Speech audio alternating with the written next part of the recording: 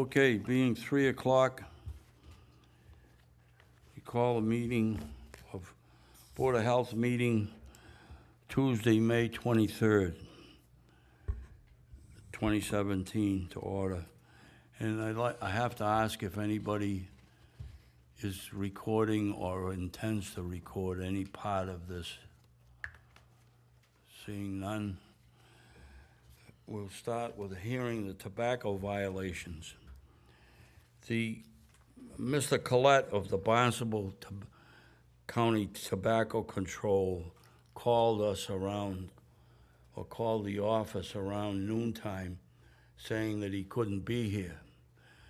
So we had the first thing we were going to do was cancel these hearings, and then I talked to him. I got a hold of him by phone, and a little angry with the cancellation at the last minute. And so he said we didn't need him. He was fine with us going forward with these, so we decided to go forward with them. And if anybody feels they would rather wait till he's here, you can just tell us and we'll put it off till the next meeting. So the first hearing is for the Hyannis Food Mart, 18 Center Street, Hyannis, first offense, tobacco products sold to a minor. So on Would you on just, March 28th, Newport cigarettes were sold to a minor for $9.70. Yes, sir, that's correct. okay. My employees make mistake. I was not here. I was in India, back home, and I hired the temporary employee, then he make mistake. I agree that. So you admitted to the mistake. Yes. So we don't need Bob Collette for this hearing, No. in my opinion. Excuse me. I've got allergies for the first time in my life. I guess I'm not drinking enough whiskey, but I'm sorry. I apologize. Okay, so the penalty is a fine of $100, No problem, sir. I first accept. offense. Anything else, any questions?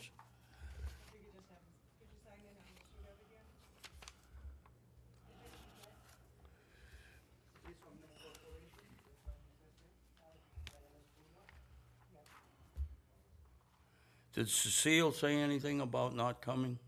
Yes, she had surgery. Oh, Can I just ask a question? If there is no argument, do they need to come, or can they simply pay the fine?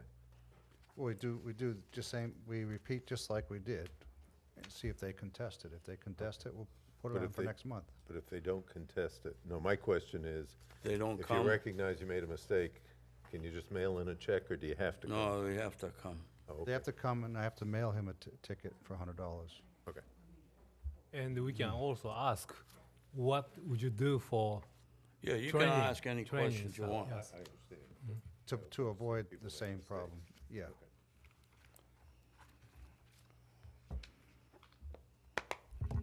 North Street, you ready? Yes, Hyannis, North Street Automotive, 228 North Street, tobacco products sold to a minor. On March 28th, 2017, Newport cigarettes were sold to a minor for a price of $10.70. Do you agree or disagree? I agree. He agrees. Okay, the fine of $100 issued for the first offense. Any questions? Jimmy? Yes, I have a question. I have a question. You are a gas station, Yes. so a lot of people buy cigarette there? I'm sorry, do A lot of people buy? No, only, Can he please speak into the microphone? Can you Not speak, Jimmy, the other speak guy. into the microphone? Yeah, no, not a lot of people buy. so only certain people buying. It's so easy to screen them. We have enough time to do it. Absolutely. Okay, Yep, all right. So next time you're gonna ask yes. for the Yep. ID. Okay, thank you. Yep, you're welcome. Sam's Food, well, they said they couldn't. And, Can he make it in the June meeting? Cannot make it in June because of a holiday? well, Do you want to continue this for 2 months? no, why don't we just issue the fine of $100? Yes, I'm sorry, he did say he wasn't contesting it, so. All right, so I'll read this. On March 28, 2017, Newport cigarettes were sold for a price of $10.70 at 9:11 a.m. That's Any the evidence I questions? have per the report from Bob Collette. Jimmy? No questions. Okay. Issue a fine of $100 for non-criminal citation for $100. Yes, fine of $100. Was this also? D, Katuitt Liquors, Okay, this is the first offense. Okay. 3858 Falmouth Road. Second offense, On March 28, 2017, and again on April 2nd, back in 2016, cigarettes were sold to a minor. The recent one, March 28, 2017, was Newport cigarettes for $10.52. That is correct, it did happen. After being here last year, after 20 years of never having a violation, I was very embarrassed to be up here, and I'm even more embarrassed today to be up here. We decided to require all of our employees after last year to go through TIPS training. This employee had been through it, is going through it again in June. We installed a new ID scanner from Advanced ID Detection so that we can verify whether IDs are real or not. And we conduct training every month for our employees to emphasize the importance of not selling to minors, whether it be alcohol or tobacco. And in March, we went over everything based on, we're getting busier and it's time to reinforce everything. And, sadly, as owners, we are only as good as our worst employee, no matter what we do. We can't, we did 222,000 transactions last year, and we can't be there for every one of them. And it's, it's never our intention to sell to a minor. It's never our intention to sell cigarettes. That's not what our business model is based off of. And, we unfortunately, we have to accept the punishment. excuse me. Thank you for being so attentive to it. I mean, Well, we're trying really Yeah, hard. it It's sounds not that what way. we want to do. sounds that I'm way. embarrassed to be up here again, very embarrassed. I mean, I understand. I just want a question about, you have an ID scan. Yes. It's must be very expensive. How much cost you monthly? So monthly, the updates, I think it's $99 a month, but the outlay was $5,200 to buy the machine. start, Yes, okay. to start. What does it do? Takes every ID, you can put it in, it verifies whether it's a legitimate ID from any state in the country, really anywhere in the world, as long as you're keeping up with the updates constantly. So The you only ma- problem with that is you have to actually get the employee to ask for the ID and do it. That's the one missing element, that unfortunately we can't always control. Can you put into your, connect with your cash register before you punch it in? You have to ID it. We Doesn't work? cannot, no, our system does not allow us to do that. And their system isn't integrated enough to do that. I imagine at some point we'll be able to. I think so, yeah. Okay, thank you. Technology has certainly changed a lot. Even this passport will read it. Yes, any countries. Okay, well, there's a $200 fine for the second, along with a 7-day suspension. Well, it May be issued. May be issued, correct. I would say, in this case, I would propose that we not invoke the second offense.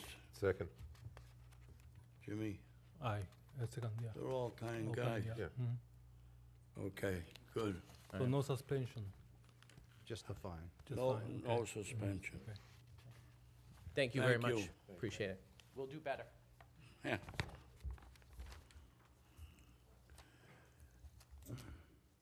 Thai House, 304 Main Street, Hyannis.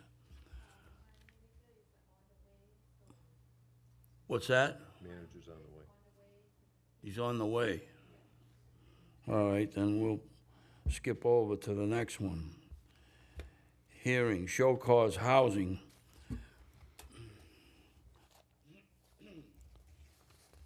Nathan Lampert, power of attorney for Lucien Lampert, owner, 59 Kelly Road. Is there anybody here for that?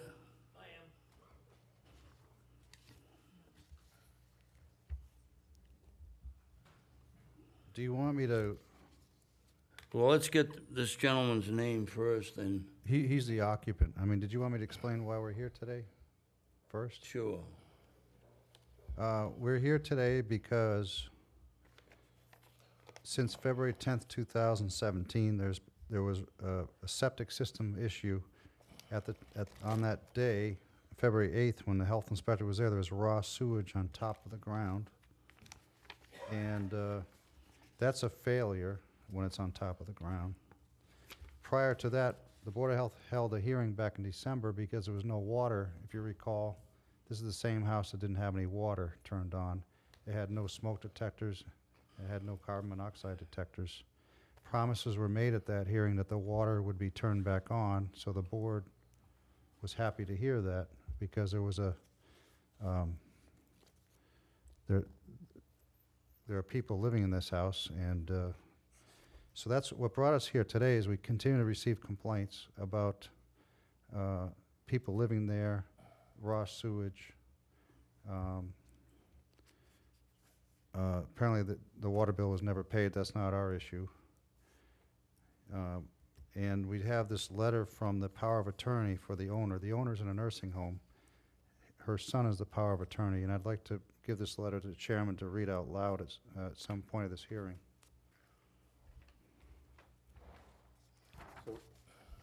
So is this rental?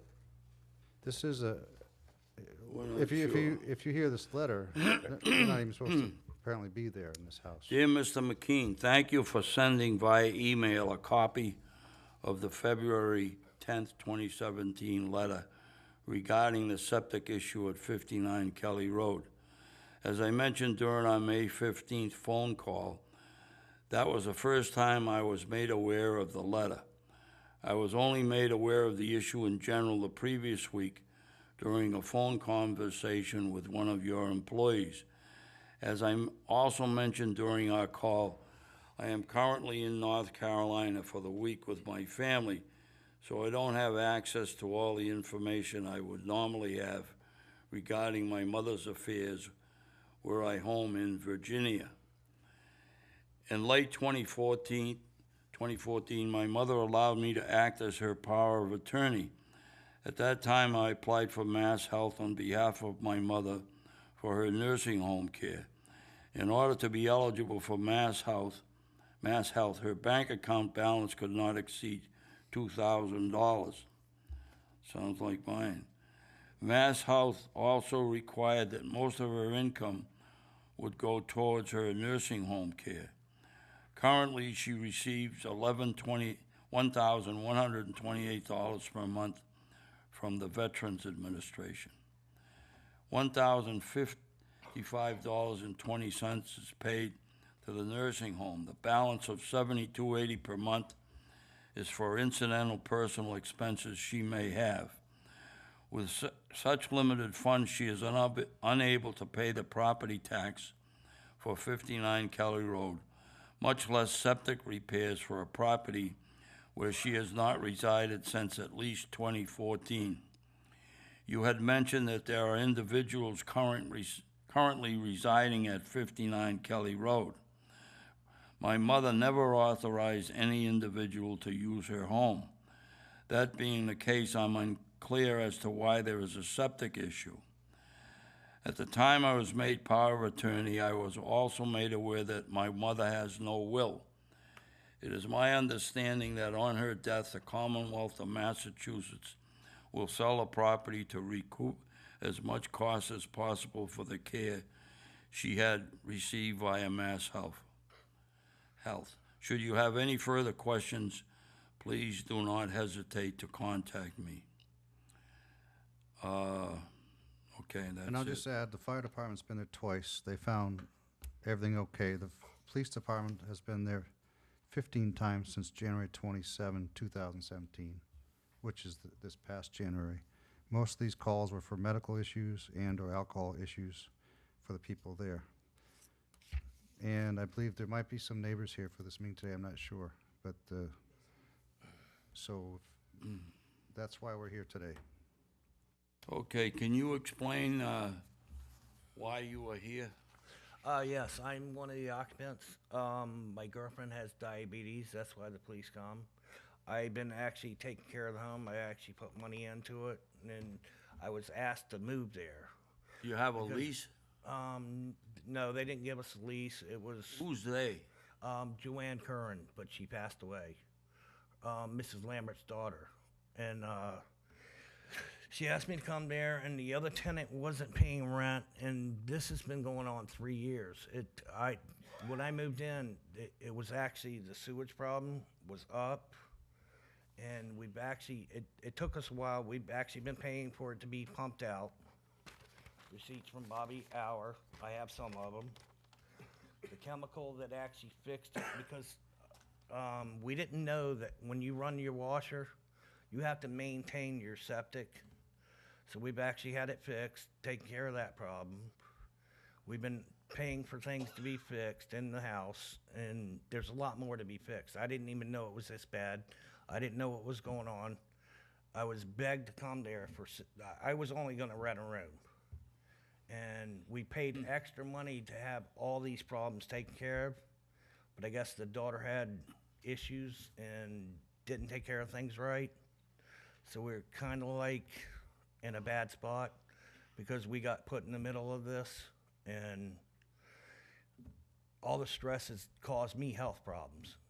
I'm actually on stuff that nitroglycerin because of all the stress and dealing with the daughter and finding out when she passed away what was going on. So we've actually just right here's over a couple grand with dealing with the problems. And we've actually been paying more out than what we should be paid. When I moved in, it was only supposed to be 6. When she threw the person out that was in the house with me, and my understanding is Mrs. Lambert was getting the money for the rent. I didn't know Nathan wasn't getting any money. And this was supposed to be going to her mother. And I didn't realize what was going on. So I haven't talked to Nathan, but I do know that we have checks, we have payee companies that actually have the amounts we've been sending to them. So I don't know if Nathan knows or what's going on, but I don't know much details, but we did take care of the problem. And I do have the receipts from Bobby Hour. Have you ever talked to Nathan? No, sir. I've actually tried to get his phone number, tried to, since she passed away. And you know what's really bad is they bounce checks on us. There's only 4 of us. Yeah. How big's the Yeah. house? I mean, when we cleaned up the backyard, the place was I took in those terrible pictures this condition. afternoon at 2:15 before the meeting. How many bedroom house is it? I'm not It's a sure. 2-bedroom. It has it's 2 bedrooms. It has a big room in the back. It has rooms in the cellar. I think a lot of it's not supposed to be there. I don't think it was I would have actually trouble passed. getting to the house, from the appearance of the front porch and back porch full of debris. Yeah, they've left so much stuff there, I don't even know what to do with. I mean, the last tenant actually passed away too. Kathy Spencer.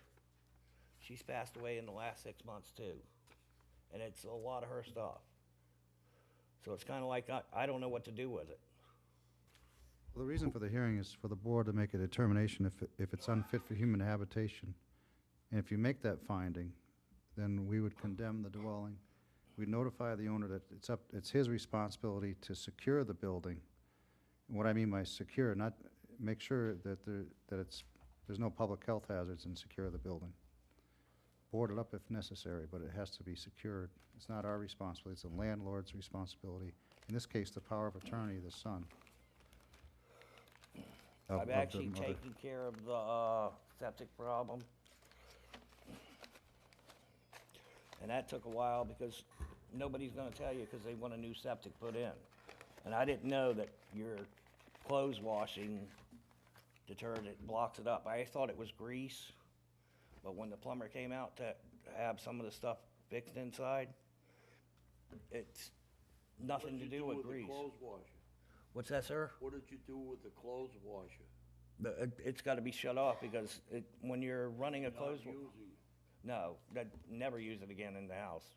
I didn't know that. We used the plumber used a chemical called Adox. Yes, sir. And it cleared it right up.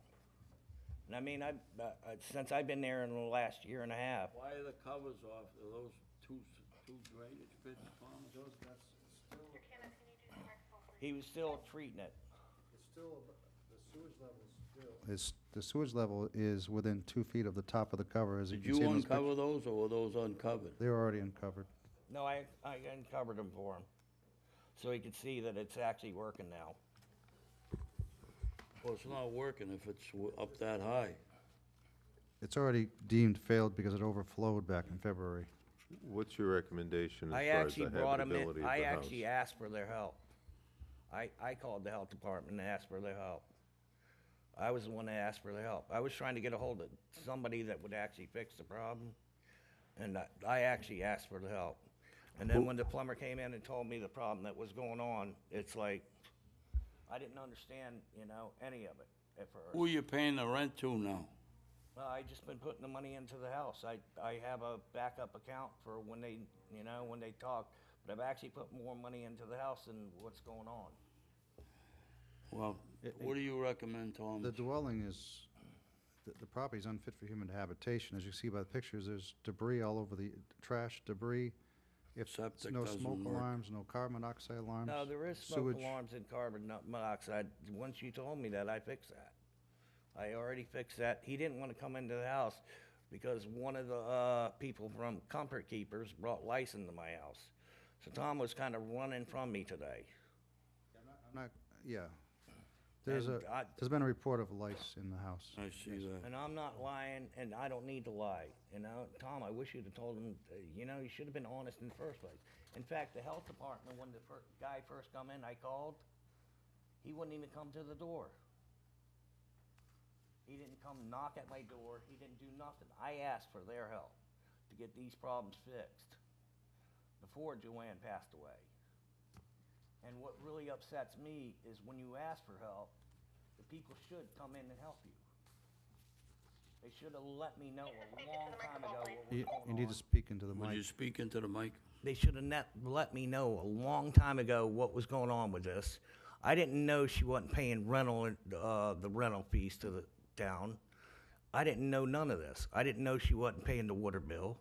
I was asked to move into this house for $600 a month for a room to rent. I left a beautiful place to come to this place, and it was like nobody let me know. And I've tried to work with these people. And when somebody tries to work with these people, you would feel better. And I've been paying out so much cash, it's not even funny. 2 months ago, it cost me $2,800 to live in this house. And it's costing me every month more than what the rent does. Just to put the money in to fix it up for Miss Lambert. And I felt so bad for her because she lost a daughter, and and this is ridiculous. We're not a social agency, but we would. No. We would. Yeah, but if What you were we willing, have to consider is whether this house is habitable, and it doesn't habitable. appear to me to be habitable. it's habitable. Once you walk inside, it's fine. The outside was a wreck. We've cleaned up the backyard. Well, I have pictures right now of how it looked before and how much work I've done on it. And it's still a lot of work. Yeah. Can we hear from some of the neighbors now and see what they have All right, to say? I have workers here too.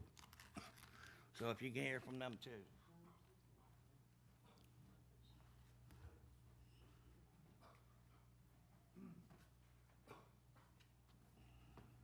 Hello, my name is John Guay. I live at the adjoining property of 49 Kelly Road. and I have some pictures of the property as it exists now. I guess I want to begin by saying that, you know, I paid a lot of money for my house, you know, 10 years ago when it was at the height of the market.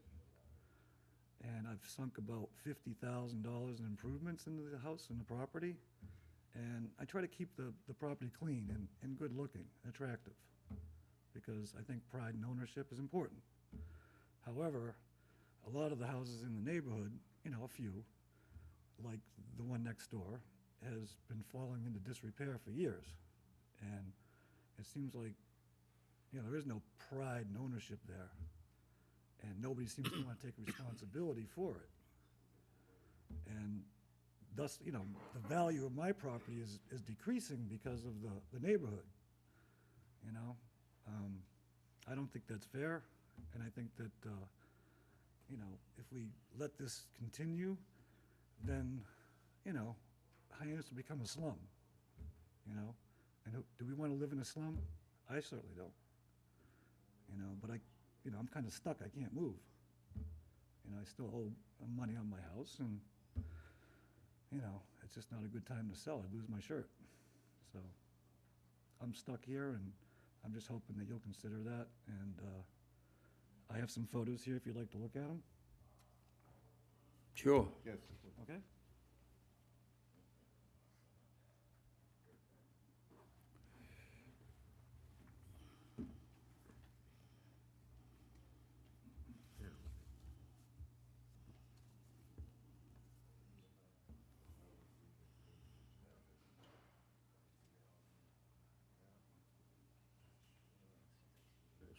The air conditioner that's on the ground has been there since last October.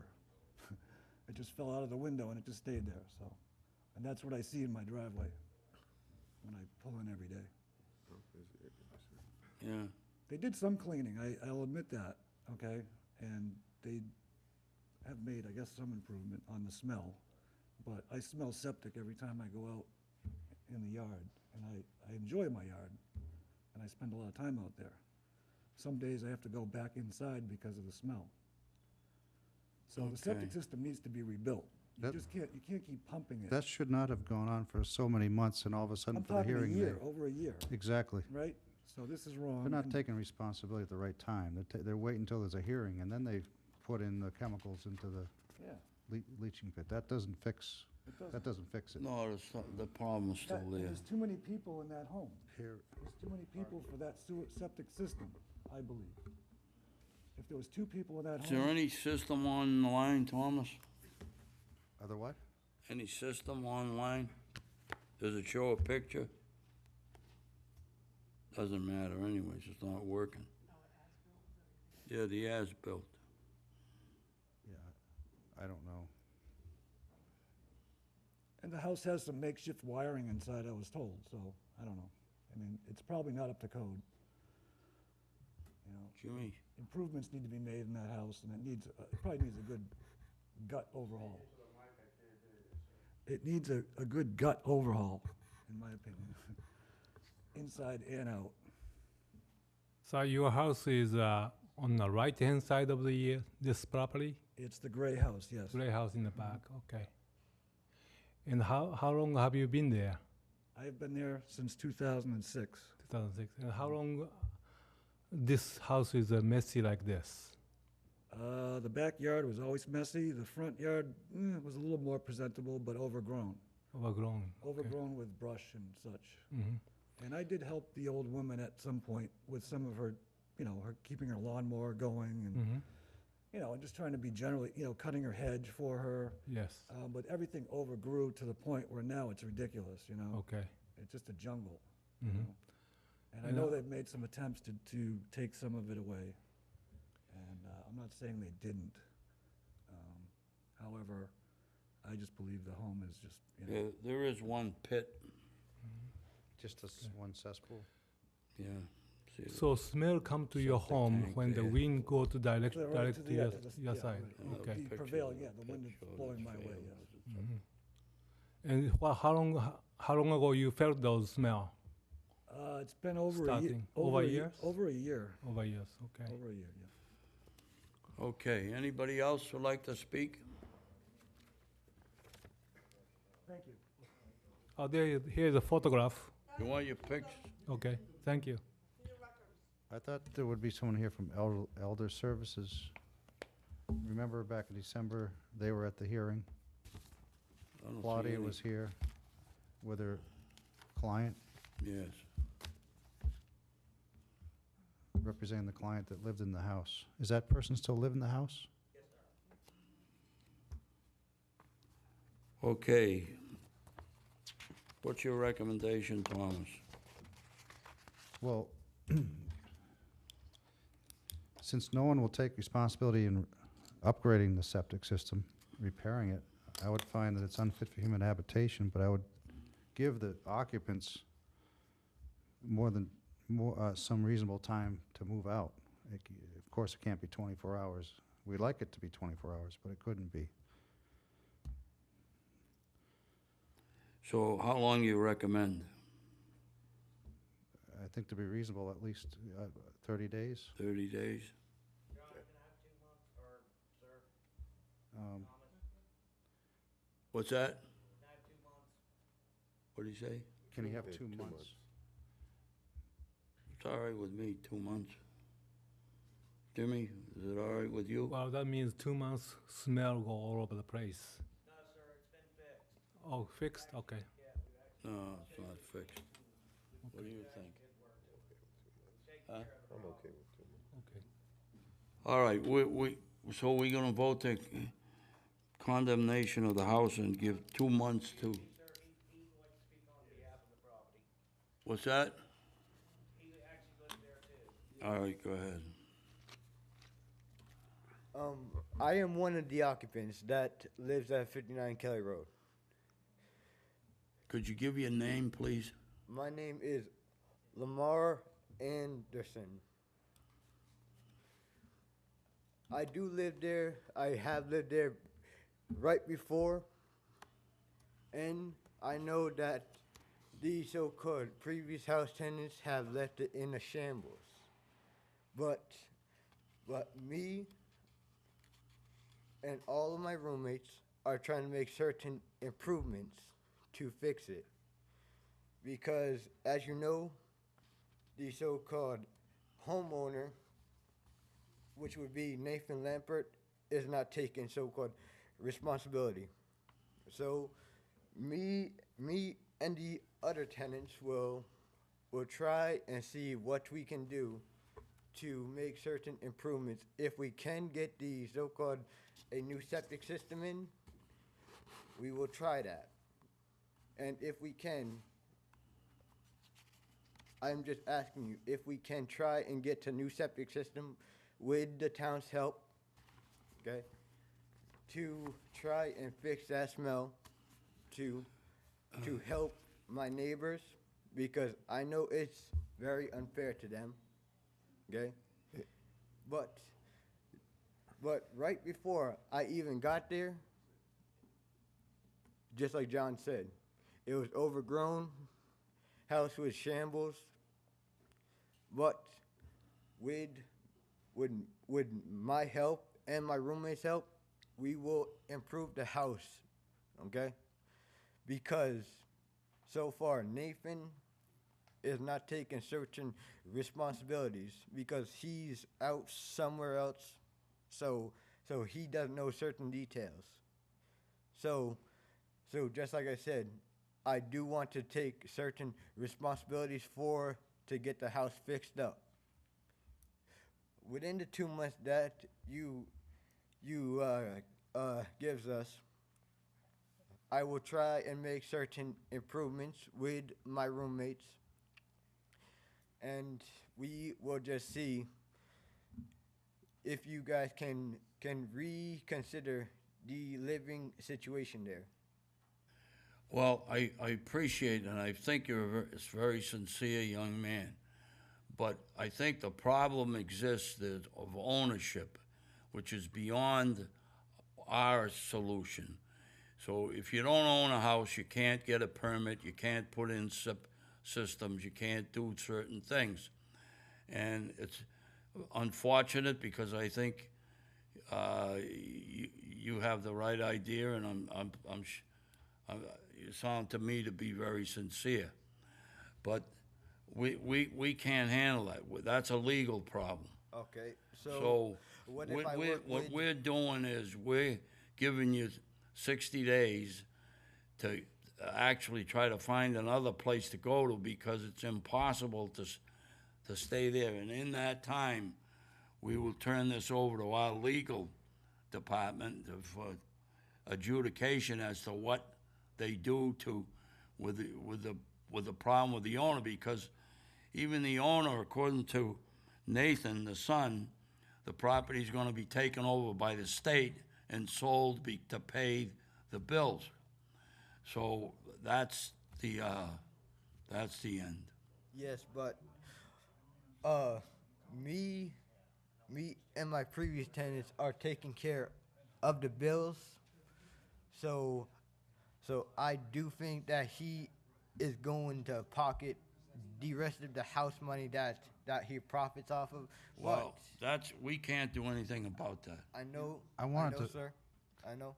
Can I just say, once, to stay there 60 days, we are asking the tenants to keep this septic system pumped so it doesn't overflow on the ground for those 60 days.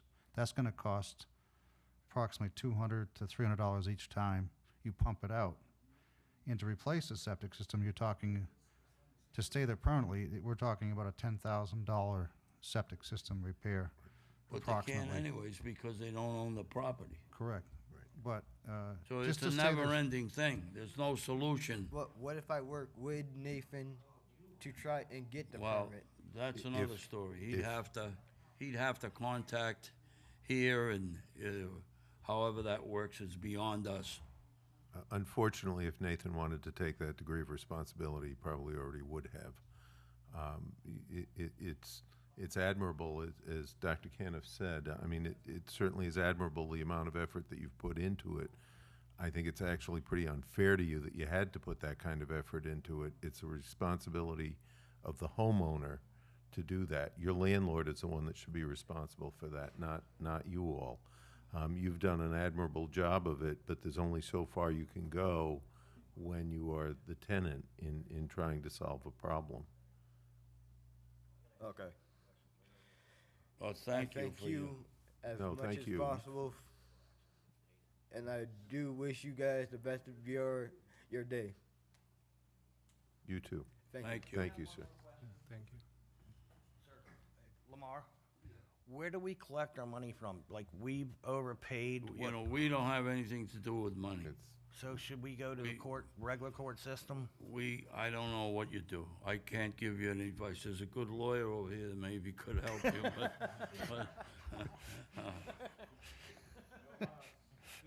so we motion to condemn, Finding that it's unfit for human habitation, and then what's that? you have to find whether or not you find it's unfit for human habitation We first. did that, I Now, believe. we can find that and then actually extend their ability to stay there for 2 months? I mean, that's, I think you I have think you have to give a condition that they keep it pumped. Okay. Is what I was trying to say, is All right. keep the system And pumped then we'll have to Okay. go to legal people with this. as often as necessary to keep it from overflowing on the ground. I'd like that condition to be made for them to stay there for 60 days. All right, that's all in there. That's in there, is it seconded and third, yes. voted on? Yep. Yep. Okay. Excuse me, the tie house is here. Yeah, they can wait. So, to a formal vote, and we can give it to Ruth Wall. Dr. Caniff, What's that? you gonna have a formal vote with the conditions? Okay, we motion to condemn the house with the conditions that you enumerated. That the systems must be pumped when this, before it overflows onto the top of the ground. And that on that condition, that the inhabitants be allowed to remain there for the 60 days to takes them to relocate. Yes. The neighbor has a question, Dr. Caniff? Does somebody monitor this septic system in this 60 days? Thomas? Yes, with your help, we will monitor the Okay, situation. so I should just call if there's an odor or If something? anytime you, yeah, Yeah. help us out too. Okay. Yes. All right, that's all. Thank you. Have you got the number? Oh, yes, yeah. Okay. All right. Where's my, Second, did someone second that? Second. all those in favor? Aye. Aye. David Lawler, attorney, representing Wayne Kirker, Hyannis Marina. Trader Edge, 11 Willow Street, Hyannis, variance, sign and alcohol. Doctors? What does Jimmy? that mean, the sign and alcohol? That is the way, it's actually not a variance. I talked to Tom about this beforehand. It's actually, I wrote on the top of their waiver, that we're seeking a waiver from the particular regulations that you recently passed. And in looking at this further, I'm not even sure if we're actually should be subject to this particular bylaw. The bylaw in question, the lifeguard bylaw, it was intended for swimming pools at hotels and motels. And as you know, we're a marina and a quasi-public pool. And there's some information, I think, if I may raise this, hides the worst parts of me. The, the stomach. The issue with respect to a pool for a hotel motel is that it's a quasi-public pool. And this really, I believe, actually would constitute probably a private pool. This pool is not open to the patrons of the restaurant. I don't know if you know that. And that's some of the issues, and I'll take responsibility for maybe not communicating that appropriately to the board. The pool is intended only for boat owners who come in and use the slips, and they have a proprietary right to the particular slips. I mean, there's an occasional pass that might be given or something like that, but that's a rarity and would require a written pass. And I want to show you, and I apologize for having enough copies, but I want to show you a couple of signs that I have printed up. And I don't know why I didn't get 3 of one, but if I may approach. And here are various signs. And I know I have to go to the microphone. And I'm going to have you show that, and also please show that to Jim. Sorry about this, the copies, Jimmy. Yep, there's some extra ones. Okay, great. We do have some extra ones. Thanks, man. Yeah, take those. And even though they had the swim at your own risk, they actually had a lifeguard there, but that's in the event that someone was not on duty. But the issue here is that these signs have been up for years. This is not something that we put up to deal with this particular issue. This is intended for boat owners. And by way of history, this has been operated this way for about 27 years. For the first 18 or so years, there was never a lifeguard on duty. Someone approached them and thought that they might have been required to have a lifeguard on duty. And I'm quite frankly not sure that that was appropriate. Mr. Kirker, being the good citizen that he is, and he really is, and I mean that in all sincerity, with the amount of stuff that Wayne does for this town, he was very cautious, and he went and hired lifeguards. And then he ran into the problem of qualified swimmers and then getting people appropriately and whatnot for the premises.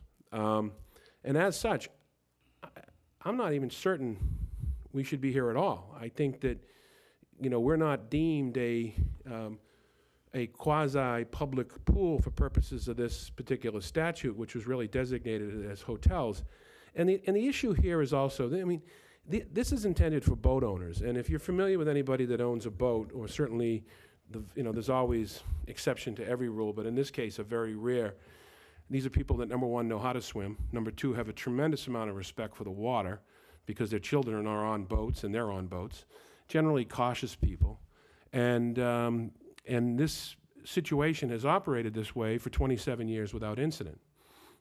Now, The, I'm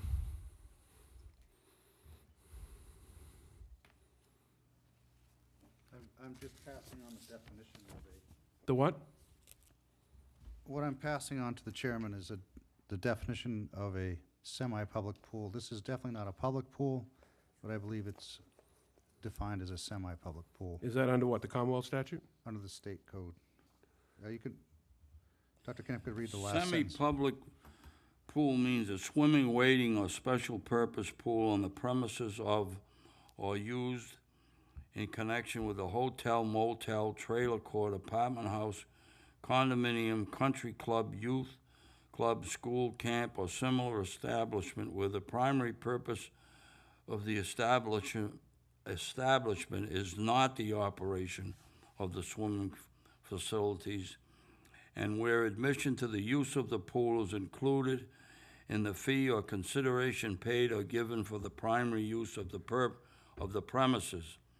Semi-public pool shall also mean a pool constructed and maintained by groups for the purposes of providing bathing facilities for members and guests only.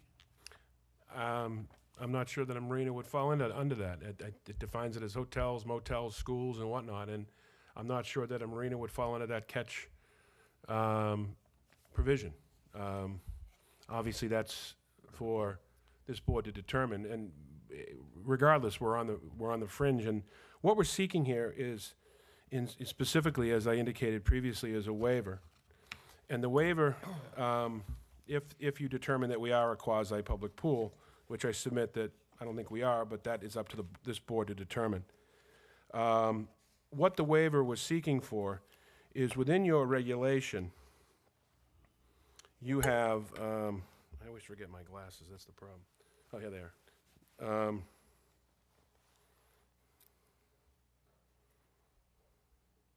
Well, I was reading this sign, David, it says dockage guests only. Yes. So that's, in that definition, I believe said guests only in the definition, didn't it, Dr. Caniff? Yeah. Yes. That's where I was making the connection. Okay. I mean, I think those were guests for hotels. I mean, there's certainly an argument can be made either way. Can I ask a couple of questions? Just so, because I stopped by so that I could better understand what this was and became totally confused by it. It appears, is this pool part of the marina? Yes. But you've got a fence around it that's accessible through a restaurant, and you've got tables around it and serve food around it. Yes, sir.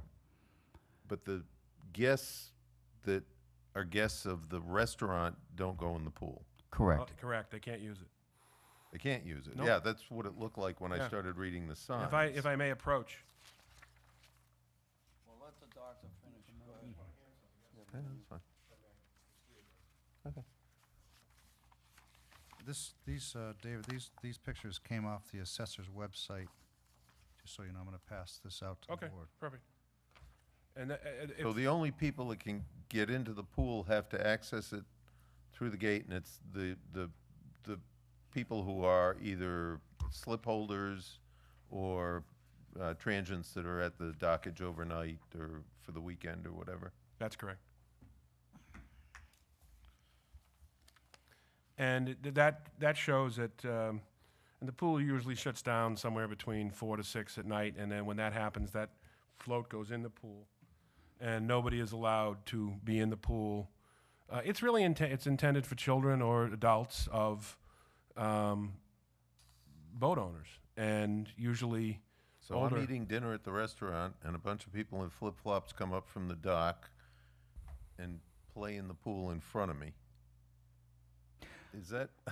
That's the business found the model. whole Yes, thing if you, really- if you, That co- is the if you, business model, yes. yeah, if you come there for lunch, Yeah. you're welcome to come and have lunch, but you're not welcome to use the pool. The pool is for boat owners and guests.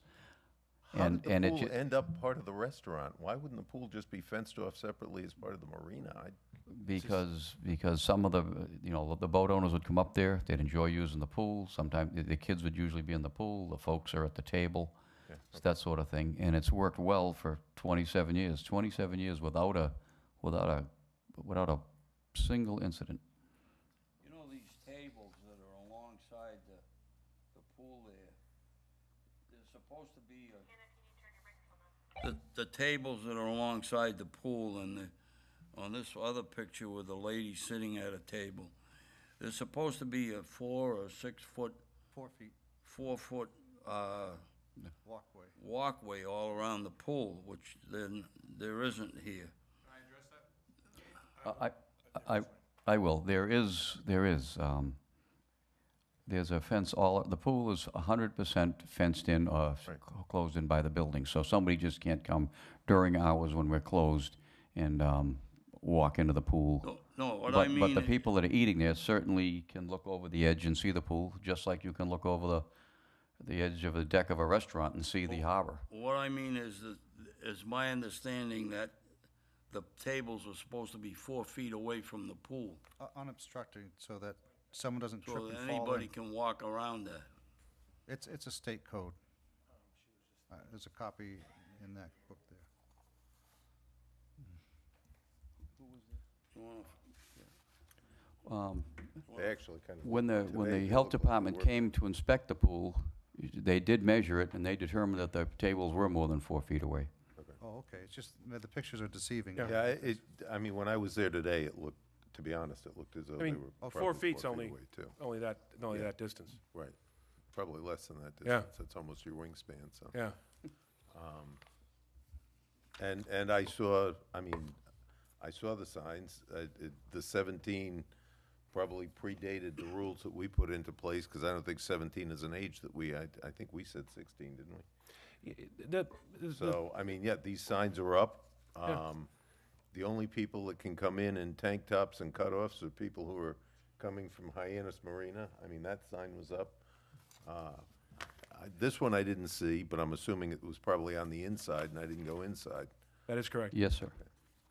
I mean, the situation, and there's also, this is not even close to being unprecedented. I did some research, and I don't want to name names, but there's a almost identical situation in Yarmouth. 2 of the most premier resorts on Cape Cod, which are down Cape, I don't want to say them by name, have a pool with food and drinks served. This one right here actually talks about about their cocktails on their website to be had at the pool. And when I last went on vacation down south, there was the pool actually had a bar in the middle. You swam out to it. I mean, it's not an uncommon situation. And as far as safety is concerned, all cocktails or anything else for that matter is served in plastic and not in glass, because that's dangerous around a pool. If it were to break, it would cut someone's feet. This is a very, very cautious business. And I've also had some conversations with town council, as you know, this has been an issue that, was brought up before. And this is a extraordinarily unique property in the town of Barnstable. There is nothing like it. And the old expression is, they're not building any more waterfront property. And with respect to waterfront property, to get a marina in where would you have a situation like this, I can't imagine under any circumstances that's ever going to occur again. So as far as any indication that you might set precedent for some other applicant to come here and seek a waiver, this is such a unique situation that the waiver is simply that we be allowed to operate as we have operated for the past 27 years, and that we fall within the new regulations, provided that we have a waiver on the alcohol. And the reason also when I put sign in there, because it's supposed to be on the sign, so just to be overly cautious, that the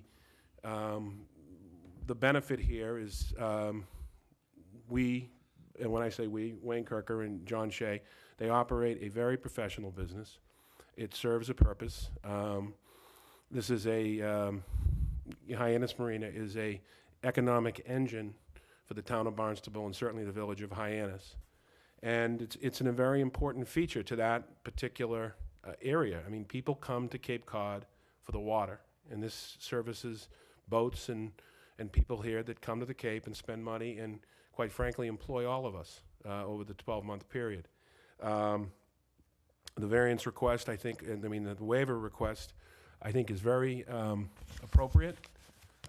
It's very narrow, and I would ask you to approve it. So you don't think you should have any requirements at all of the lifeguard requirements that we have? You don't think you should come under anything at all? Yes, I agree with that statement, yeah.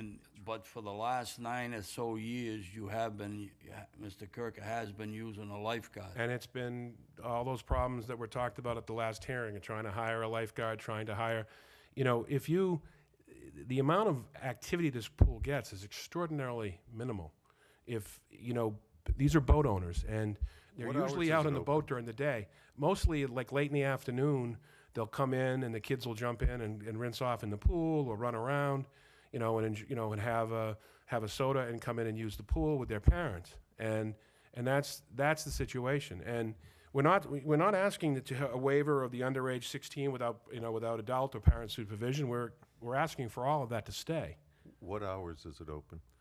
The pool is open presently from 11 a.m. till end of day, which we look at 5 o'clock or 6 o'clock, depending on the heat of the day. The problem is a lot of customers come at 9:30 or 10 in the morning and say, well, the kids would like to use the pool. And we've got to hustle around and find somebody to be the qualified swimmer or whatever. So the hours, What hours is the restaurant open? the restaurant is open from 11 till closing, which is at approximately 12:30 or midnight, 12:30 or quarter or 1 o'clock. Do you have CPR certified people there, We do. besides the lifeguards? I mean, Yeah, we do. I mean, again, and being a marina, any boat do you captain have is for CPR that, Mr. certified. Well, John Cruz is is- certified and I'm certified, and we in the beginning of the season, we have the waitresses get certified, at least a portion of them. The problem is, as the season goes on, people come and people go, and for us to keep track of it all, like this tracking system you've got mandates, it seems like a lot of unnecessary work. And with respect to that, in a marina, any marine activity, I'm quite certain that boat crew and boat captains are required to be CPI certified. I'm not positive on that, but I'm pretty sure it is the case. They're all around the place. I mean, this is an area of individuals who utilize boats, and they're generally safe people. Mr. Chairman, I'd like to make a motion that we support the waiver. Can you wait, Jimmy wants to say something? How many boat members, the member of the boat owners, how many of them? They're in the seasonal slips, which means that somebody has rented a slip for the whole summer. There can be up to I suppose, up to 160. How many are there at the same time? Not nearly that. And in the summer, there are daily visitors, and the daily visitors are small, are well less than half. On a busy night, I would just guess 40 boats. But I'd like to point out that, unlike a hotel or a motel, the seasonal customers are probably 80% repeats every year, and so they understand the environment, and they're cautious. So they're cautious because A, we train them to be, and B, they're boaters, so they're cautious by nature. And the seasonal customers, and the transient customers are also cautious. They've just arrived by boat from Newport or the Vineyard or Nantucket or Boston or someplace, and they had to be cautious just to get there. So it isn't a crowd that we're really that unfamiliar with. We're actually familiar with most of our boating customers. And Jimmy, if I might, most of the seasonal customers actually own homes down here. These are just the boats they rent, and they're not actually coming to. They don't go to the marina. Very rarely go to the marina, other than to take their boat out. So, and that's the vast majority of it. So it's a very limited use. I have been down there to inspect my client's property with a lobster roll and a cocktail, and you see very few people using that pool. It's a great establishment. It's run well, and I think the waiver itself is very, very appropriate in this circumstance. Can I ask the board, if you vote yes on this, could you please spell out the conditions? I'm going to suggest the condition that it's already in this list, that at least one person on the premises, a staff member with adult and child CPR certification. Yep. You have 2 people already. So you could say, in this case, 2 if you'd like, but I suggest that be one of the conditions that you put in place. Yeah, and Tom, and just to be clear, the way you and I talked about it, the reason I'm looking for a waiver is we understand we have to follow this particular rule that was recently passed by this board. All we're seeking for is a waiver of that one particular requirement because we're a unique situation. Are we talking about lifeguard or qualified swimmer? Which one? Either or. Is all? Neither. Neither. That's what you just approved, Jim, because we're, if we were a hotel, we would have less than 75 rooms. I mean, we have no rooms. So we qualify what you just approved. All we're asking for is an exemption of that one small requirement about alcohol. Alcohol. Alcohol is nothing to do with this one because this is open for the restaurant. Yeah, This they serve section. alcohol. This is a yeah. part of a restaurant. So alcohol is no problem because they are not swimming. But once marina people approach, and they can make sure they don't, that's your responsibility to not drink while they're swimming. That's your responsibility. We have And the there's- regulation, no alcohol allowed in the pool area. Well, we have no problem with no alcohol allowed in the pool. In the pool. In the pool, we have no Right, problem with but that. It says pool area. That's what we're seeking a waiver from, Doctor. See, that's what they, Because I mean, it's, You can't have no alcohol in that particular. yeah, we pool. can't. It's impossible for us to qualify for that provision. Right. And that's why we're seeking for the waiver. Restaurant that serves alcohol. Yes, makes sense. So Yeah, Yeah. If you look at that picture that was submitted by Mr. Kirker, the people are fully dressed, sitting at the side. They're not Yeah. going to go they're swimming. not gonna Yeah. swim. They're eating and Right. Yeah. they might be having a drink, but they're not going to go swimming. well, that little girl that was pulled into the water by the sea lion was fully dressed. Yeah. And Doctor, I can guarantee And you, she we did have not no have a sea drink in her lions in that hand. pool. Lions, No yeah. sea lions are in the pool. No. And we removed the sharks, too. We're really trying to do this All Not right. the two-legged ones. Exactly. No lawyers in the pool, Doctor.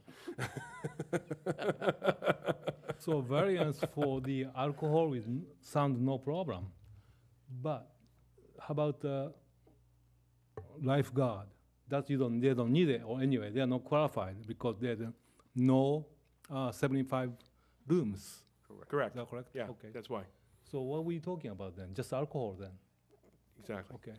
With, Okay. yeah, and the reference that the attorney made to the, And the The fact that pool we're area. saying that we're recognizing they are exempt from it. Okay. Yeah. I see, okay. I have no question. all set? What's that? You wanna make a motion? I make a motion that we support the waiver, Can you spell out the conditions? Condition. allowing for alcohol to be allowed in the pool area with the caveat that we recognize the guests that can use the pool or not, Right, I mean, the CPR certification. and that there be a staff member with adult and child CPR certification on the premises at all One times or when the two. pool is open. What did you recommend, two? Or if you want to suggest two, they have two now.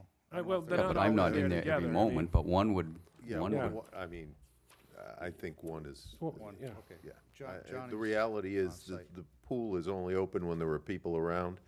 You need one person to do CPR and one to call 911. So, So if somebody at night in the pool area that wants to go to swim, you don't allow them to swim? no, sir, we don't. And we have security there to monitor everything. What do you mean by security? Well, we have door staff, and part of their function is to make sure that, that the pool is, nobody's swimming in the pool when the pool is closed. Can some of those And- be CPR certified? I can, Yeah, I mean, Doctor, and we, their signage says it can only be dockage guests and that they have to have swimming passes to get there. So that the restaurant goers aren't eligible to be in based on the sign that's there that you can Yeah, but clearly they see when might you're there. jump, have a couple of drinks. Well, Uh, I So suspect they getting get back pulled to out the and thrown out at CPR, that Some point. of those security people could be trained in CPR? yes, I can see that some of them are trained, but I don't want to mislead the board. They're, yeah. they're on a rotation, and I don't know that I can get everybody Oh, trained. I and- understand. But by and large, can we I do mean, that? it's an attempt to Yeah. have more people. Yes, sir.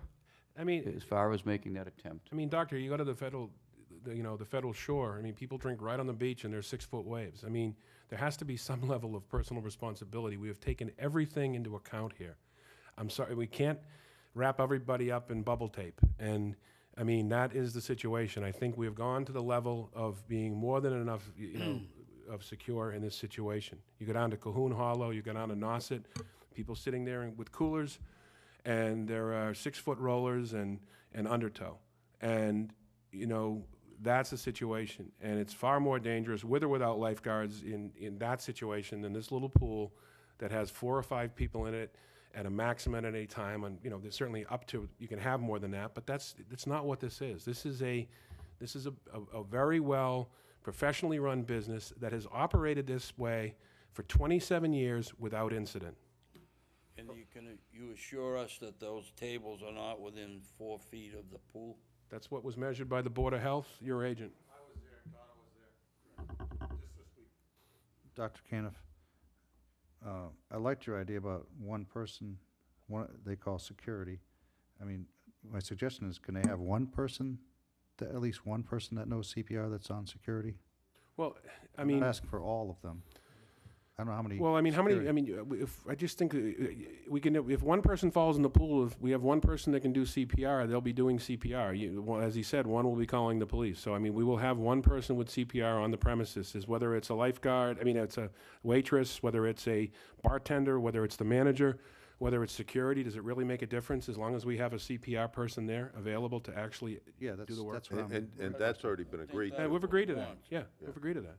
I just think to say that it has to be a security person is kind of a little too much. Well, in this, No, I wasn't saying that. I was saying that in addition to, since you do have security people, it would be nice to. But sometimes we just Someone have, was, sometimes 100 feet closer to the situation, the, it makes a difference. actually, the security person is gonna be at the gate, whereas the manager, and this is a very small location. I'm not sure there's any section of the entire place that's more than 25 feet away from the pool. So regardless of where they are, I mean, it would be the difference of less than a second or two, whether they came from the back portion of the premises, or they came from the restaurant portion of the premises, or they came from the gate. I think if you know the layout of this particular establishment, where any such person is located would not make a difference in the world. It would be the difference of a second or two at the most. so this is, we'll have to change some wording. It says all times pool is open. In this case, all times pool is open and including until the restaurant slash bar is closed. Because it's there. Because there's no fence around this pool. Yes, there is between a the re- fence around the pool. Between the restaurant and the pool, there's no fencing. But the restaurant constitutes fencing because it's not open. If the restaurant's not open, the front door's locked, and you can't walk through a wall. So it is He completely. means while a restaurant is open, Correct, that's what I mean. there's gotta Yeah. be somebody there. This While- says- There's always somebody on premises. Even if the pool's closed, there still have to be somebody there. Yeah, absolutely. That's what I'm saying. Yeah, there's somebody there no matter what. Yeah. It'd be So, CPR. so in the evening, when you've closed. The pool. When you've put the float in that says the pool's closed now, it's 8 o'clock at night, everybody's sitting around having cocktails, and there's still somebody there who is CPR trained at that point even. No problem. Yeah, Yeah, no problem at all. Okay. Did you write that down, Tom? yeah, Yeah. definitely. So, And that's just the other thing is obviously when there is security there, they have the gate open, which obviously the rule says it has to be closed, but it's monitored. So somebody, the gate closed unless monitored. Obviously and that was in my application as well. okay, Jimmy, anything else? I'm all set. So I motion to Motion. approve. Is there sufficient definition to the motion to You got that? satisfy? You want a second Okay. motion? You understand? Okay, I'll It's do when the the second, yes. pool is open or Wow. closed, Yes, but not second, So the motion, yeah, second. until the business wait a closes. minute. Jimmy second the motion. All those in favor? Aye. Aye, I'll vote aye. Thank you. Thank you.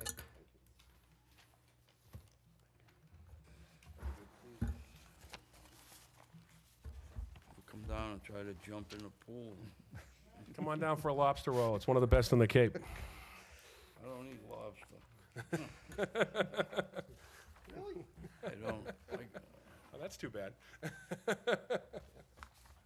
I stick to fried clams.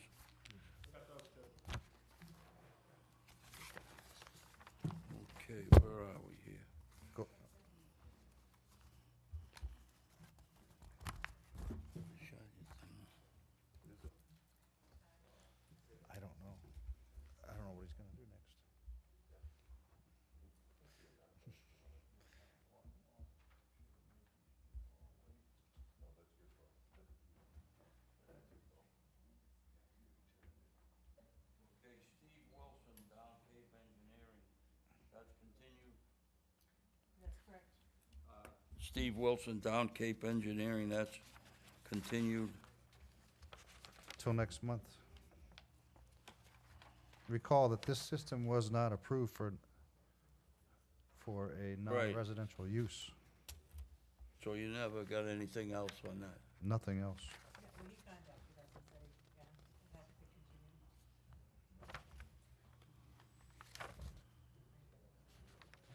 Do you want to look at Tie House, or you're going to go to the second page? What's that?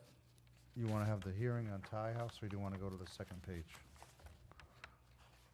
Yeah, we can do the Thai House.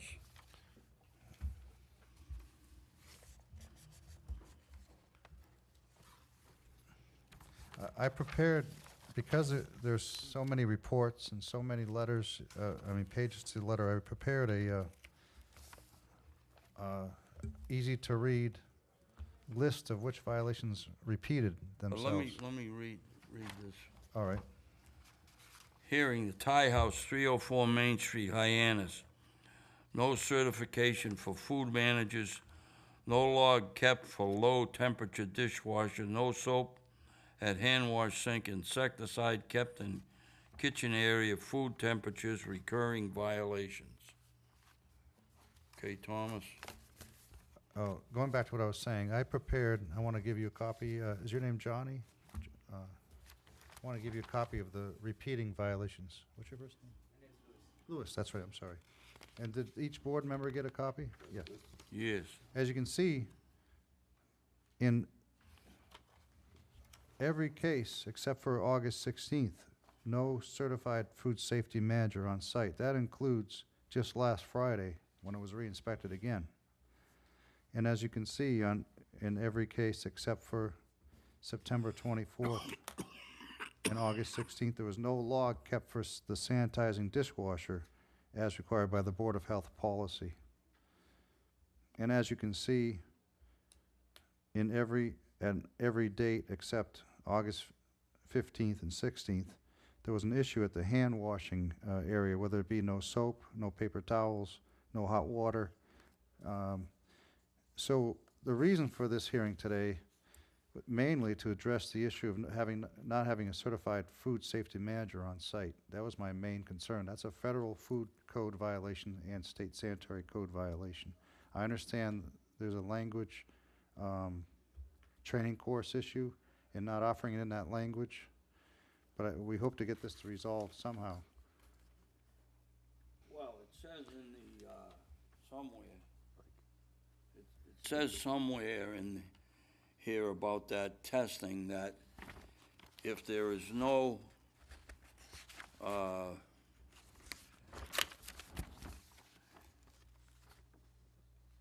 requesting a waiver for passing food manager certification exam, excerpt from 105 CMR 590, Department of Public Health.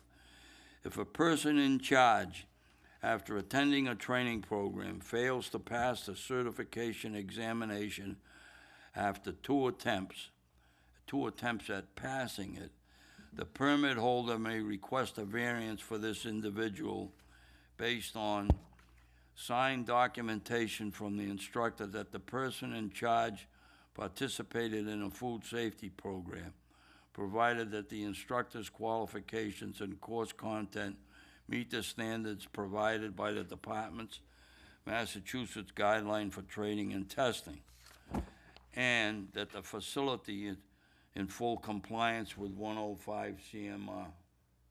So that means no violations. That's an issue, that there's violations during most inspections. Right. And the other issue is, And there wasn't anybody there. or if they are there, they don't quite understand our questions, because it's the language issue. To be honest, I'm kind of wondering why it's still open.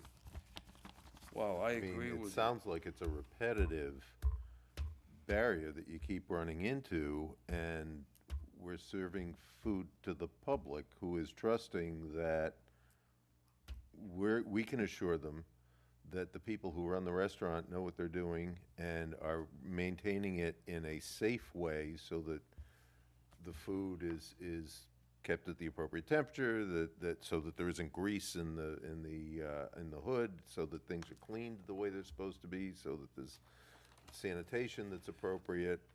And it seems like it's just a repetitive, to be honest, sounds like, was it Einstein's definition of insanity, when you keep doing the same thing and expect a different result? Yeah, I mean, every one of those is, Yeah. it's interesting. So where's the So disconnect? where's the solution, Thomas? What do you think the solution is? Well, I know they've Yeah. taken some classes. I wanted to Yeah, hear from the them. solution is now we can been taking from last season. I'm just moved from Cape Cod last 6 months ago. I've been here last time was to have a hearing, and we have training. I'm the translate all the people, and now I bring all of my people to work in there. And now we're passing exam of the certificate. We just get it last night of May, and then we have everything done. Of course, it's safe and also requirement of people need to know the answer, and also how providing food service, and also sanitization, and also public health standard requirement. And now I have bring it up the hazard plan, which is gonna have minimum of daily basic. You have the monitoring temperature logbook and all the dishwasher temperature, and also correctly of the way of sanitization, the daily basic observe it in outside and inside the house. Right now we get bucket to fill up the correct pathogen to kill the bacteria, enough to be outside, and inside need to be dishwasher have requirement of dishwasher, and also food requirement, and also people need to know how important how to keep food safe to be serviced. And now I have my 2 people just passed serve safe exam, so we get all certificate right now to be on the board. Every time you come, I guarantee if you don't have one person in there, promise you can be shut it down. I promise you.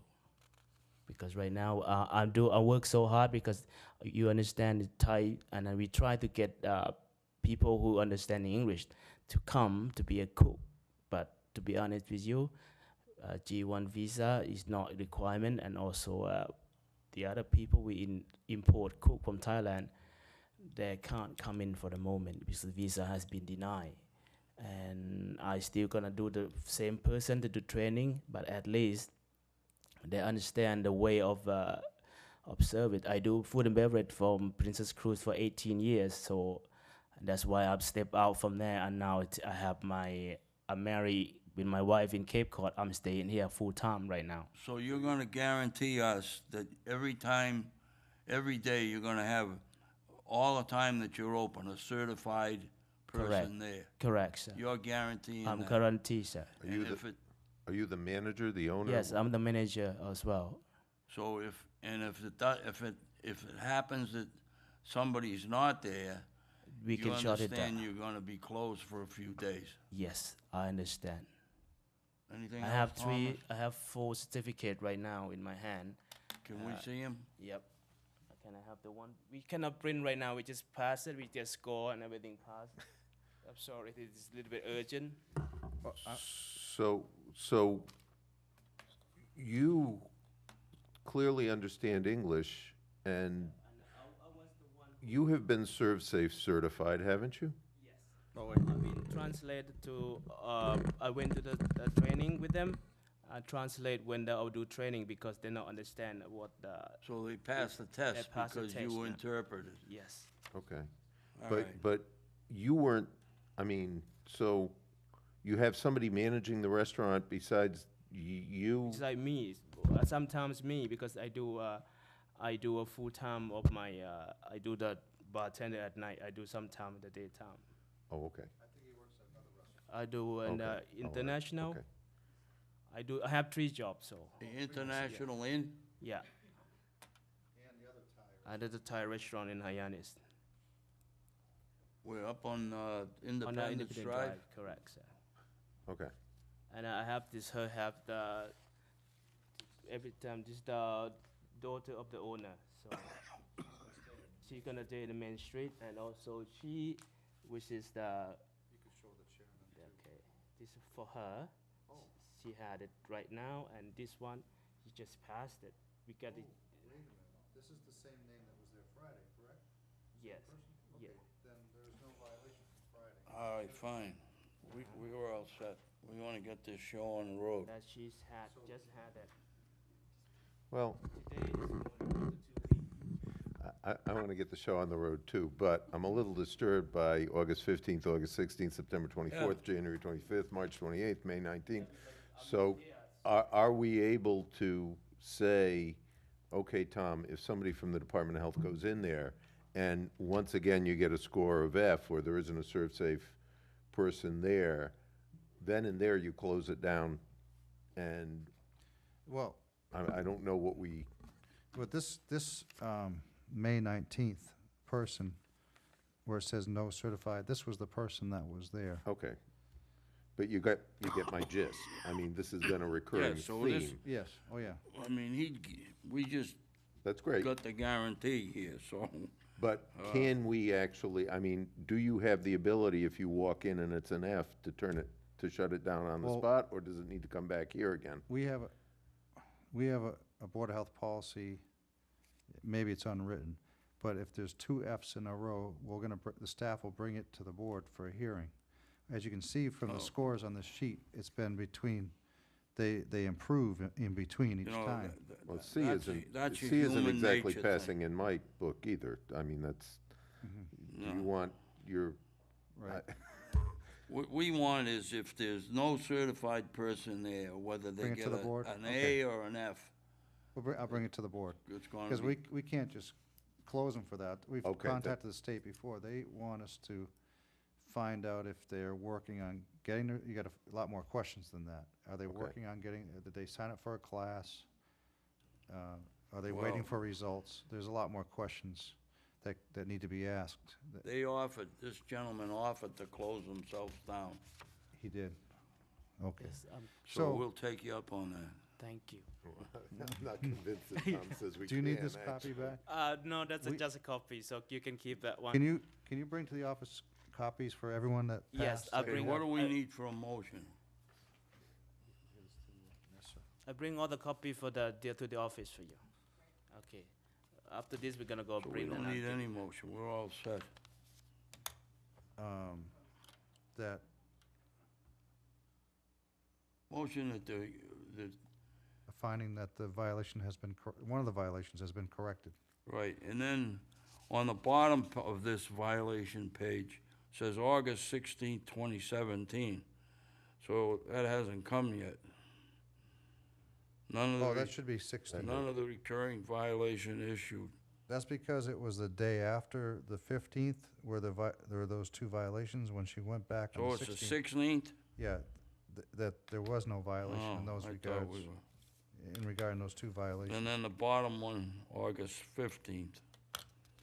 Okay, so we made the motion that, or guaranteed that we're gonna have, certified certificate. food safety managers on site, and If they don't, they'll not, they be will have the, either closed or wrath bring them of right the to, health department. right. I was just curious that how come so long to come up to Board of the Health before? That's the reason why I'm quit from my job, because this is my uncle. So I don't know how difficult for him to run a business without people who have training.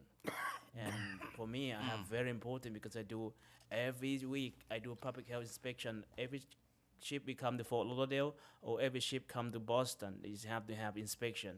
And it's very difficult. If you don't pass inspection, you cannot sail the vessel.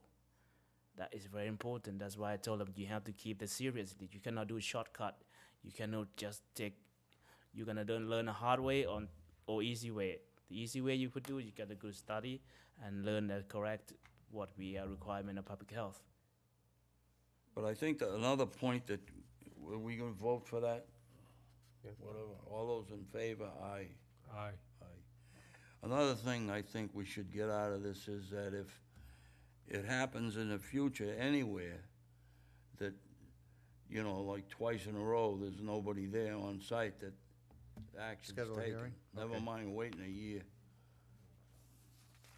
All right, thank you. Thank you very much.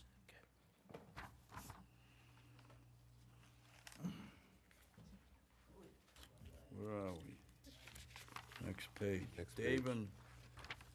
David Kunauer, representing Eric Weiner, owner, 31 Hiramar Road, Hyannis.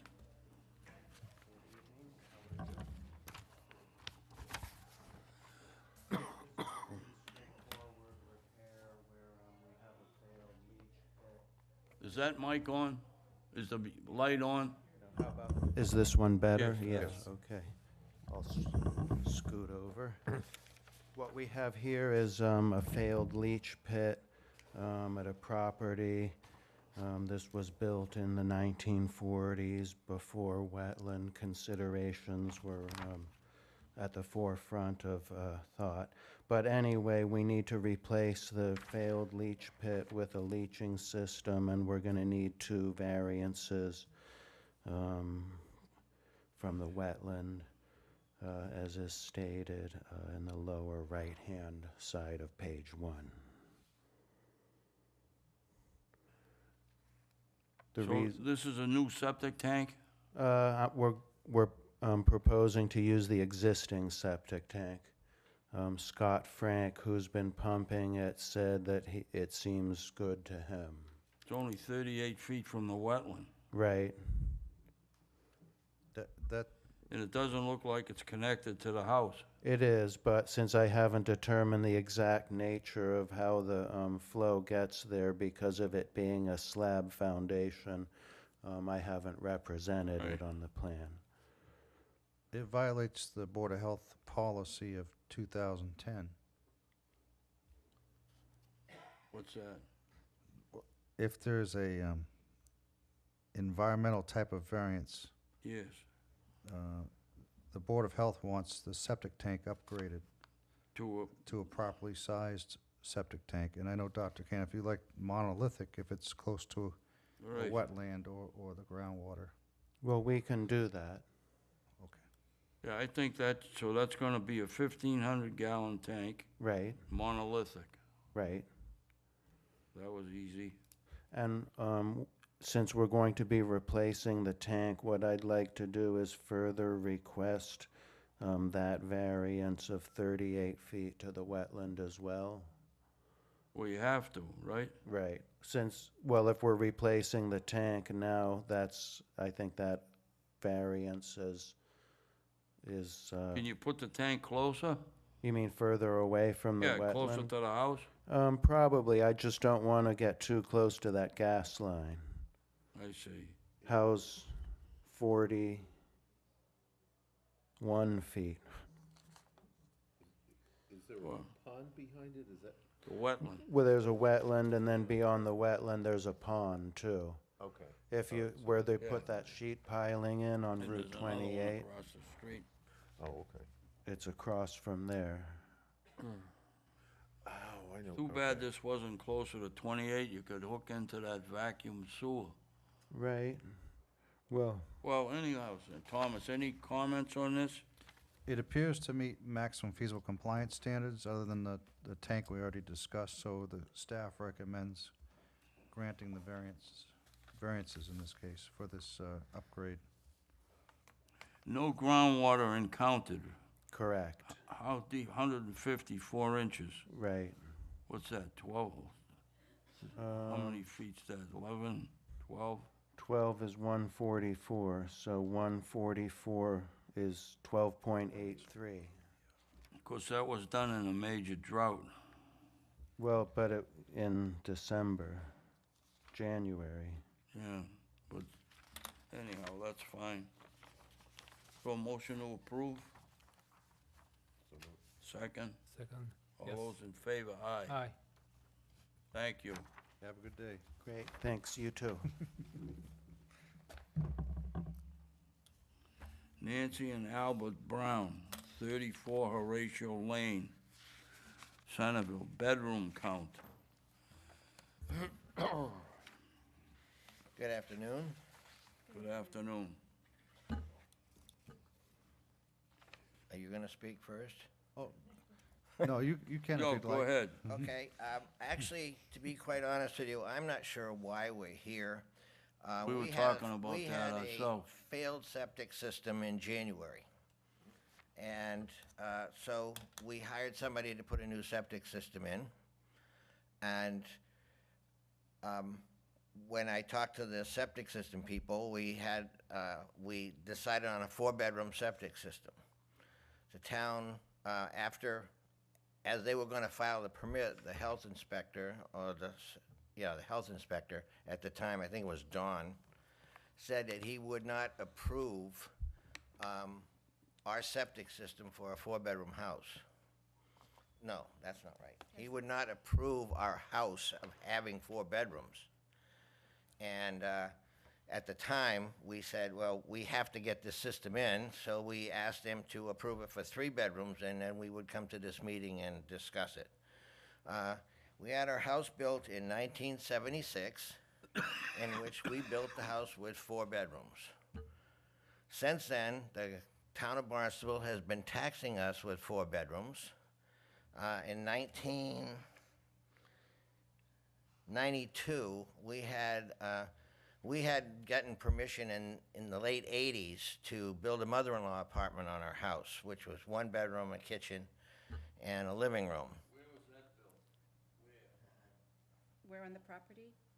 Right on the side, right on our house. It was an addition to our house. Over the garage. Yes. So, that was approved, which now gave us 5 bedrooms, legitimately. In 1992, we had a fire in the garage that was over my mother-in-law's apartment.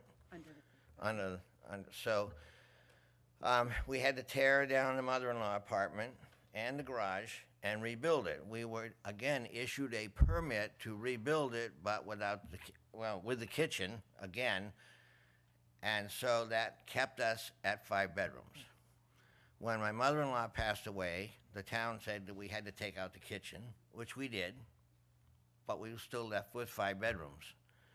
So, since then, we have changed one of the bedrooms, which really weren't very large anyway, into a pantry and incorporated another bedroom into our master bedroom. So we now end up with Which is the master bedroom? Behind the family room? behind the dining room, yeah. Can I bring you this picture? May I bring this?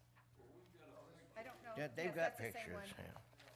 Okay. Where it says dining room, I see living, The family room is the dining room. oh, that's the dining room. Okay, so the master bedroom is behind the family room. 2 bedrooms, you made 1, That made 1 bedroom there. The other, the middle wall is gone? Yes. yes. The guest on Study. the guest study was made into a hallway out the back with a door out the back, and the left side of that was made into a pantry. So it's a hallway and a pantry now? Yes. Okay, that's fine. Now, the And others, bedroom remains, that that, last bedroom. yeah, the bedroom, so there's 2 bedrooms in the main part of the house. When we rebuilt the addition after the fire, there was a bedroom there and another bedroom put over the top of that room. So those 2 bedrooms still exist. Because we had 4 bedrooms to begin with, we paid taxes on 4 bedrooms. I don't see why the health inspector wouldn't approve 4 bedrooms. So you have a first floor, where now you have 2 bedrooms. Yes, Then you have a second floor, which has a bedroom over the garage. yes. All right. Sorry, and you got a 3rd floor? No, Oh, I thought you said you had a bedroom on top of a bedroom in the garage.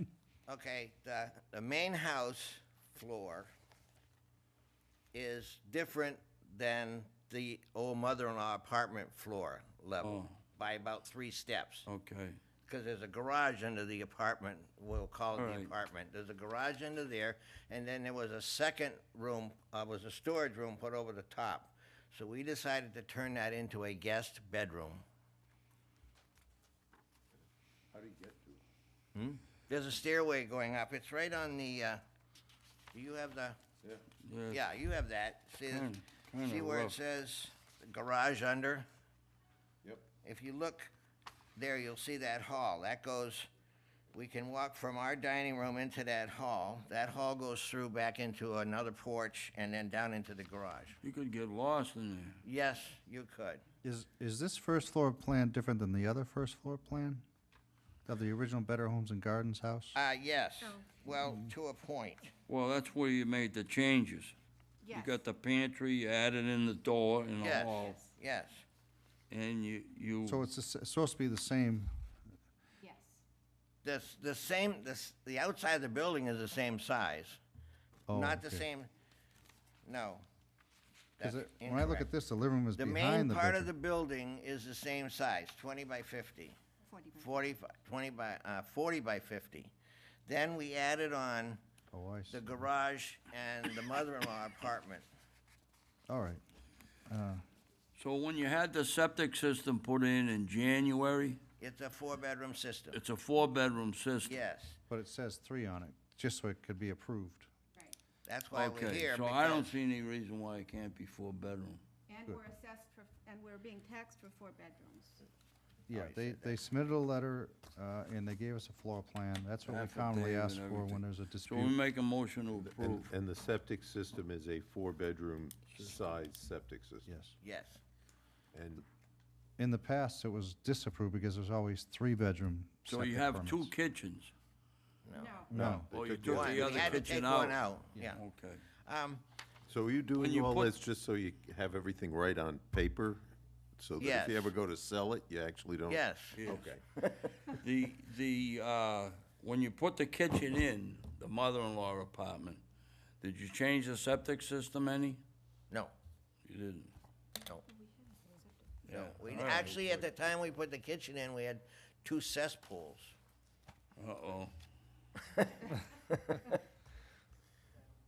All right, we're all set. Motion, did we pass it? Motion I to think we need to, approve? second, yeah, All those 4 in bedrooms are favor? okay. Aye. yeah, aye. Thank You're you very all much, set. Thank you. appreciate it. Mr. Supernant. Here we go. Crisp 2. Jamie Supernant, owner Crisp 2 Express, 770 Main Street, Osterville. Variance, pocket door to restroom is not self-closing as required per federal food code.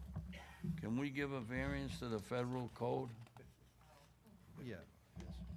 I'm not, yes.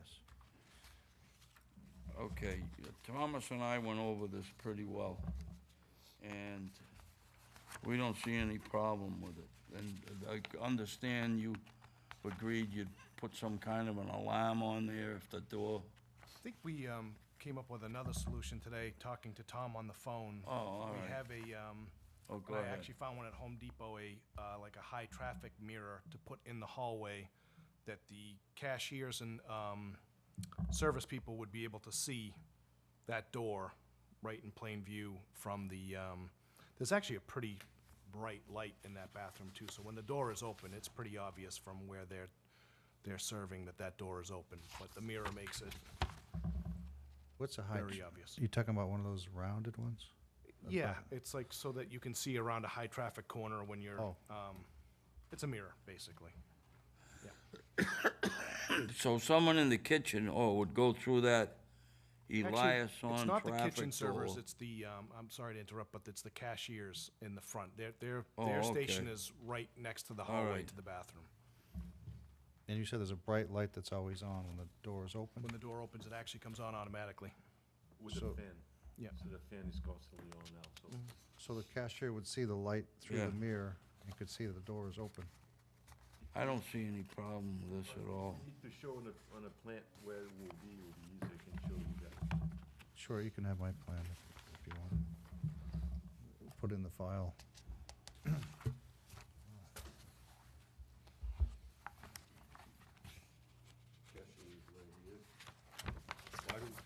door closes? The Federal code, code. it has to be self-closing. Reason. Oh, okay. And this is a pocket door, and Yeah, to you make can't it, be self-closing, right? well, if they spend $12,000, they could get one of those self-closing metal. Self-closing pocket door? Well, that's what I was told by the architect. Oh, this might be. Probably $12,000 worth. It's a lot of pizza. Jimmy, any questions? I thought that the federal that required self-closing, there's a reason for it. Yes. Because it could be a fryer problem. Fry means flying are coming in and out, and also smell coming in and out, the air. Flies, and yeah. Yeah, basically fry. Thank you. That's why we have to have those. Okay. And then just too expensive to install those self-closing. But I'm just thinking that there could be a way to self-close by weights. If there's a good light door for the bathroom, the rope connecting to the that you don't have to see it. It's inside of the channel.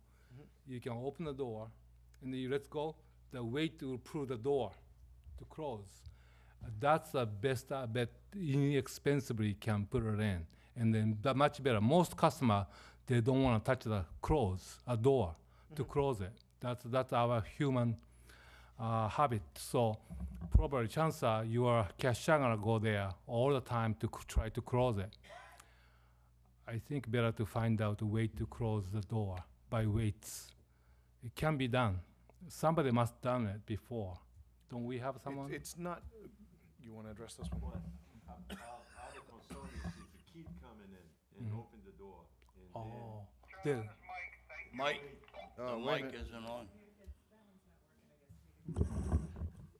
A child come in, and then what happened with the weight? Could be too heavy, or it's a liability there, and I don't think the fan is so powerful and the light is there constantly. So we don't see a problem there, and the mirror is going to be right next. It looks like you're putting the mirror down by the bathroom, Correct. not where the cashier is. No, the cashier is right next to that, Tom. So the idea being that that they keep an eye on it with the mirrors, so they go shut the door if it's The open. cashier's up here, Okay. though, right? All right, Yeah, the thank you. cashier mirror is there, so you can see from here. Maybe I put it a little too far. Maybe Oh, this way, yeah. I thought you were gonna put it down Well, here. makes no sense to do it that way because you don't see. So the distance for this, you can see from the cashier to here, you can see everything. And this is Oh. wide open. You wanna pass this down? This is And then they where he go wants. out the door right here into the hall.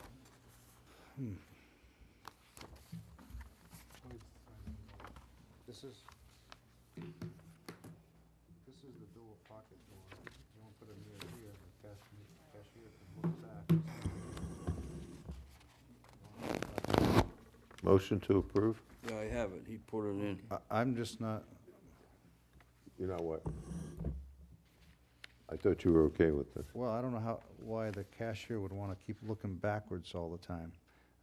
Whereas an alarm or something would tell them to go take care of it, some beeping alarm or something.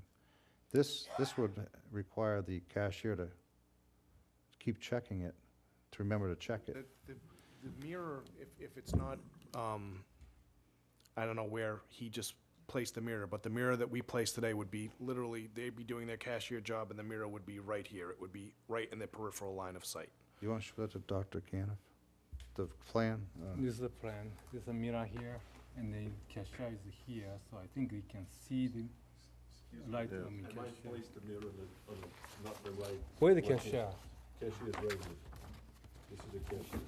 And what cashier is here, what we trying to put in the mirror is right here. So the mirror, you can see, is a round mirror, you can see everywhere. Change that one, will you? I will.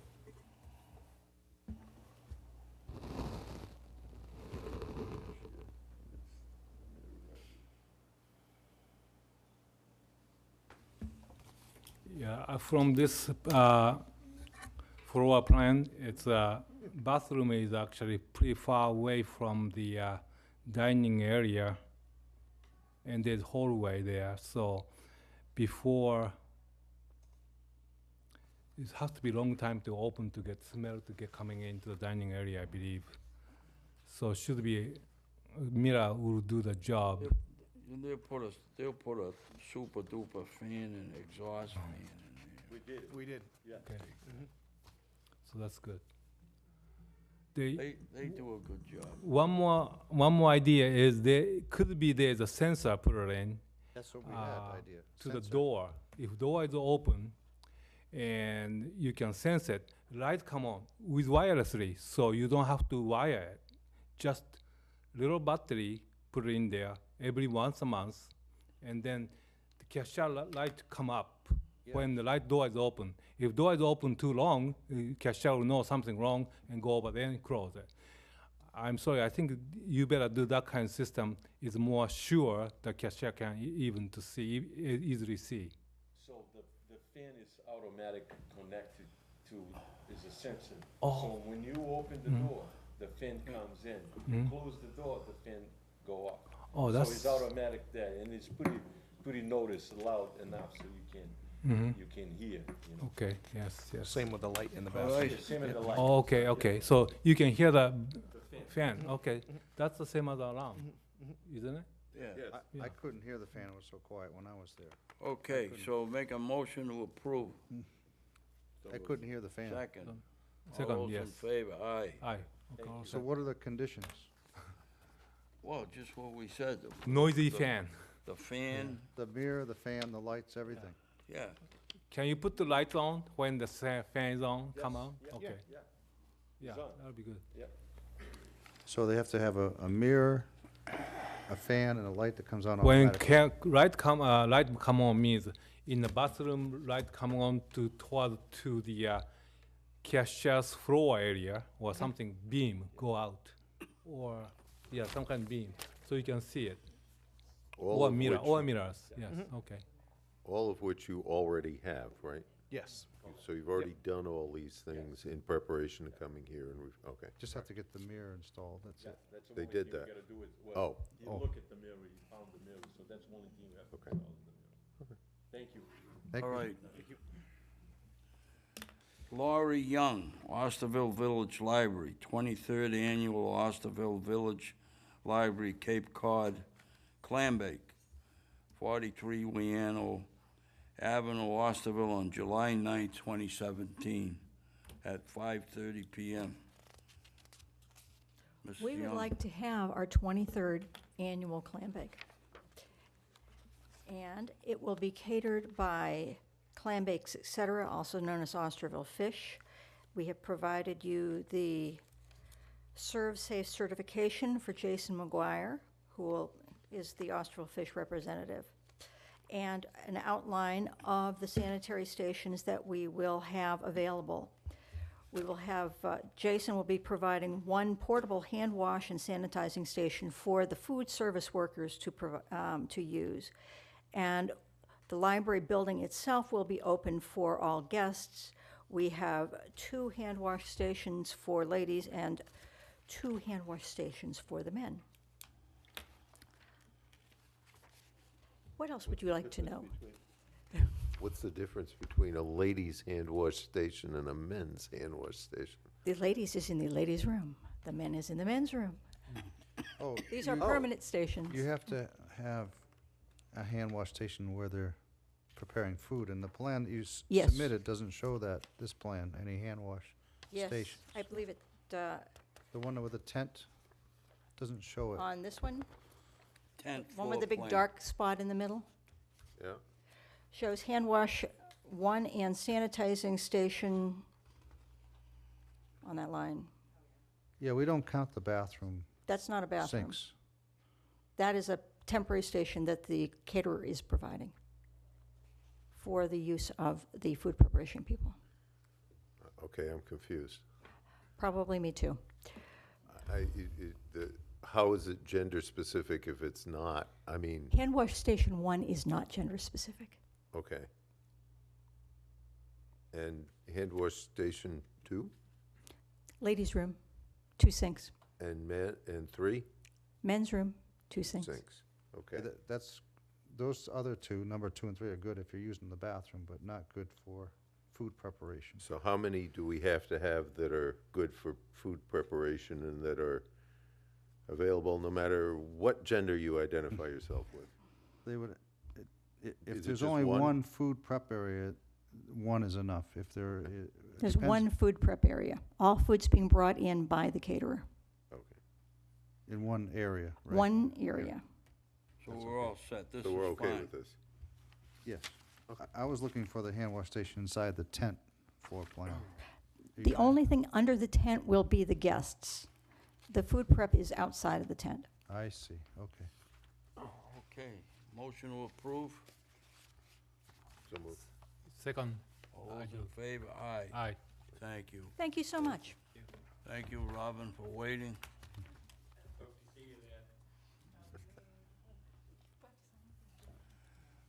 Okay, Josh Richards and Mike Lyons, Sail Cape Cod for scoops for sloops. This floor plan does show 2 hand wash stations inside the tent, which is good. Is anybody Right. here to speak? Yes, he is. Go ahead. Mr. Lyons. How are you guys? Oh, yeah. We Hi, will you identify yourself, please? I am Mike Lyons. I'm the owner of Ben & Jerry's on Main Street. Okay. And I'm here representing Sail Cape Cod. They're running a fundraiser, and it's going to be an ice cream sampling event where people will pay to come in, and there will be, excuse me, there'll be 7 ice cream vendors, and there was 5. We got 2. We got 2 just recently, and people come in. They'll pay at the beginning of the tent, at the entrance to the tent. They'll get a spoon, and we will be scooping ice cream. Each vendor will have 4 flavors to scoop into cups. We're going to supply the cups. We'll supply the spoons. Each vendor will have gloves to wear. I thought that 4, because we're all doing the same thing, I thought that 4 hand washing stations was enough. Oh, I saw 2. I thought 2 was enough. We You had we 4? got 4. We put 4. Oh, you know what I have? Is I have. Because you have them in Dated- between. You know what I did was I updated. You had 6 vendors, now you have 7. Oh, okay. I would want at least 3 then. You're right. Yeah. This is on Saturday, June 17th at 12 o'clock, correct? So those are the people. How nice to you. Good. Thank you. I'll give you the list. The list there. All right. Yeah, that's fine. The revised plan is fine. Yeah, Thank see, you. it went from this to that. Oh, it's expanded, okay. This one's no good. We had to add them. Yep. And you have your I see your Serve Safe is here. Yep, and as we, all the vendors know that they're gonna supply, have a Serve Safe person on premises. If we run short, I have a bunch of Serve Safe people that I'll What does bring. it mean, down there it says partner, what does that mean? Which thing is partner? That you've got partners and you've got vendors. Oh, the partners are, those are, inside the tent, there'll be people that have, like bigger sponsors, and they'll be able to be in the tent. They're not gonna serve any food. They're gonna be able to put out information. They're not gonna be okay. selling anything. They're just gonna Okay. be representing their And brand. those things, it says ice, That's ice cream. Mike Ice couldn't cream, figure it too. out how to get Okay. that in there. so you got 1, 2, 3, 4, 5, 6, 7, okay. How much to get in? It ranges from $5 to $10, depending on your situation. It's all you can eat? Yes. Depends on how much you eat. Well, it's, in theory, there's 28 flavors to choose from, You could try, we're gonna be given like 2 ounce. There's samples. I mean, it would be definitely more than a spoon. Okay, any problems? Jimmy, you all right? I'm okay, yes. I'm fine. All those, motion to approve? Yes. Second, all those in favor, aye. Aye. All right, great. Thank you. Thank you. Thank All you. right. Yeah, very good. I gotta ask you a question on the Yep. side. You still collecting Yeah, that stuff? I know collecting, but I'm gonna take Oh, one. I'll take it. No, I can that's do okay. it. Okay. I can do it. You can do it? Yeah. Okay, Kathleen Walker, Hyannis Sprint 1 Triathlon. Yes. and Sorry Sprint for 2 the as well. wait. Oh, no problem. So I know where you all will be June 17th, won't you? The ice cream. That sounds like a lot of fun. I didn't know that, there was such an event. My event's also June 17th and September 9th. I had also submitted the one. It's the same race. It's just on June 17th and September 9th. It's been going on for 33 years. I think this is the first year we've actually had a health permit. My husband and I bought the business, these races plus the Falmouth Triathlon in January. So we were not responsible for not having any permits before then, but we are familiar now that that's necessary. So here we are. Well, can I tell you something? Mhm. If you only serve whole fruits and vegetables, we wouldn't, like, you have oranges and bananas, it wouldn't require a permit. How about the bagels? Then you added the bagels. Right. Unfortunately, the athletes need some kind of starch. So it's If you the do a race like bagels that. were wrapped, though, she wouldn't need a, Right. If they were made out of, no, I'm serious, bagels wouldn't be, they require permits. Even if Even they're wrapped? yes.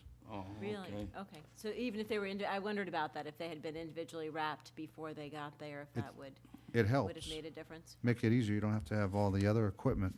Why, are these unwrapped? They're, yeah, it's bagels that, we get from Stop and Shop or the local bakery, and then we cut them so that way someone doesn't have a whole bagel, often they just need a half. So, So they need a permit, bottom line. Really? For bagels. Is it and water. outdoor or indoor? It's under a tent. Under It's tent, at Craigville Beach. Okay. Do you have electricity there? Not Electricity? in the No? tent itself. Okay. We do, the bathhouse is 20 feet away. So we've always, we've used that water and that electricity. The cream cheese needs to be. No cream cheese. We're okay. athletes. Oh, okay.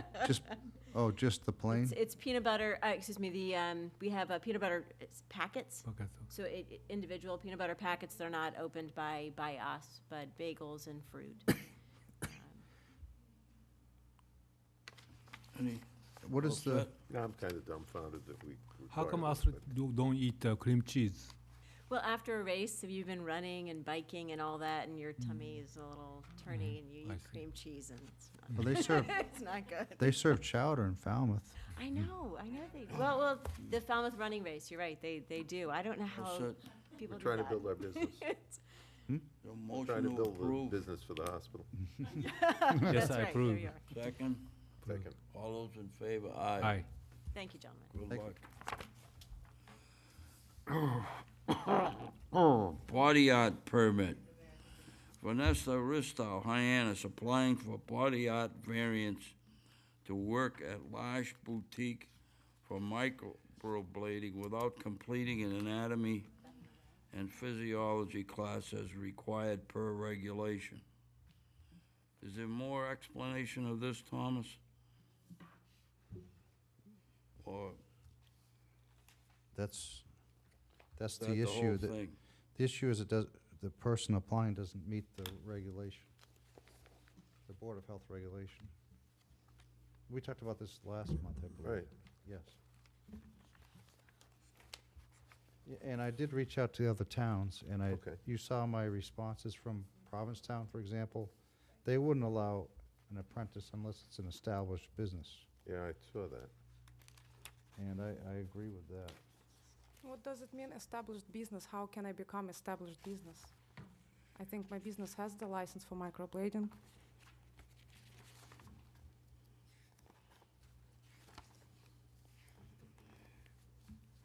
You know, last time when you were here before, there was some mention about anesthetizing the area.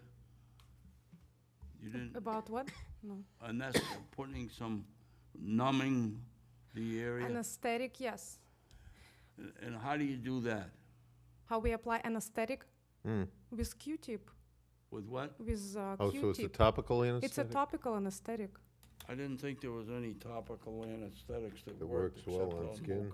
mucous membrane. I don't think so either. but- Um, I well, don't think there's if you anything just that works. wait, if you just wait for 20-30 minutes, it helps with the pain. But people, of course, can feel it a little bit. But it's like waxing or anything else. So you Anyone don't can inject tolerate it. anything? Check for what? You don't inject? No injection. But that still gets back to the requirement. I mean, the issue is a requirement for anatomy and physiology class. I think it wasn't the issue. The issue was 2 years of apprenticeship, because everyone who needs who wants to have the license needs to have 2 years of apprenticeship. But how can you get apprenticeship if you don't have the license? You get it somewhere else, Where? through somebody who actually has been established in the business after having gone through the appropriate courses. Well, that's what I have the license, and I have my business license for microblading, and that's why I cannot understand why they cannot get the license through my business. You don't have anatomy and physiology, correct? But I have the license. So I- each person can't be trained by someone who doesn't have anatomy and physiology. Right. Where does it say? I don't understand. You were telling me different. You're not an established business. Well, You what just does sto- it mean you just established You just business? started in the past few months, correct?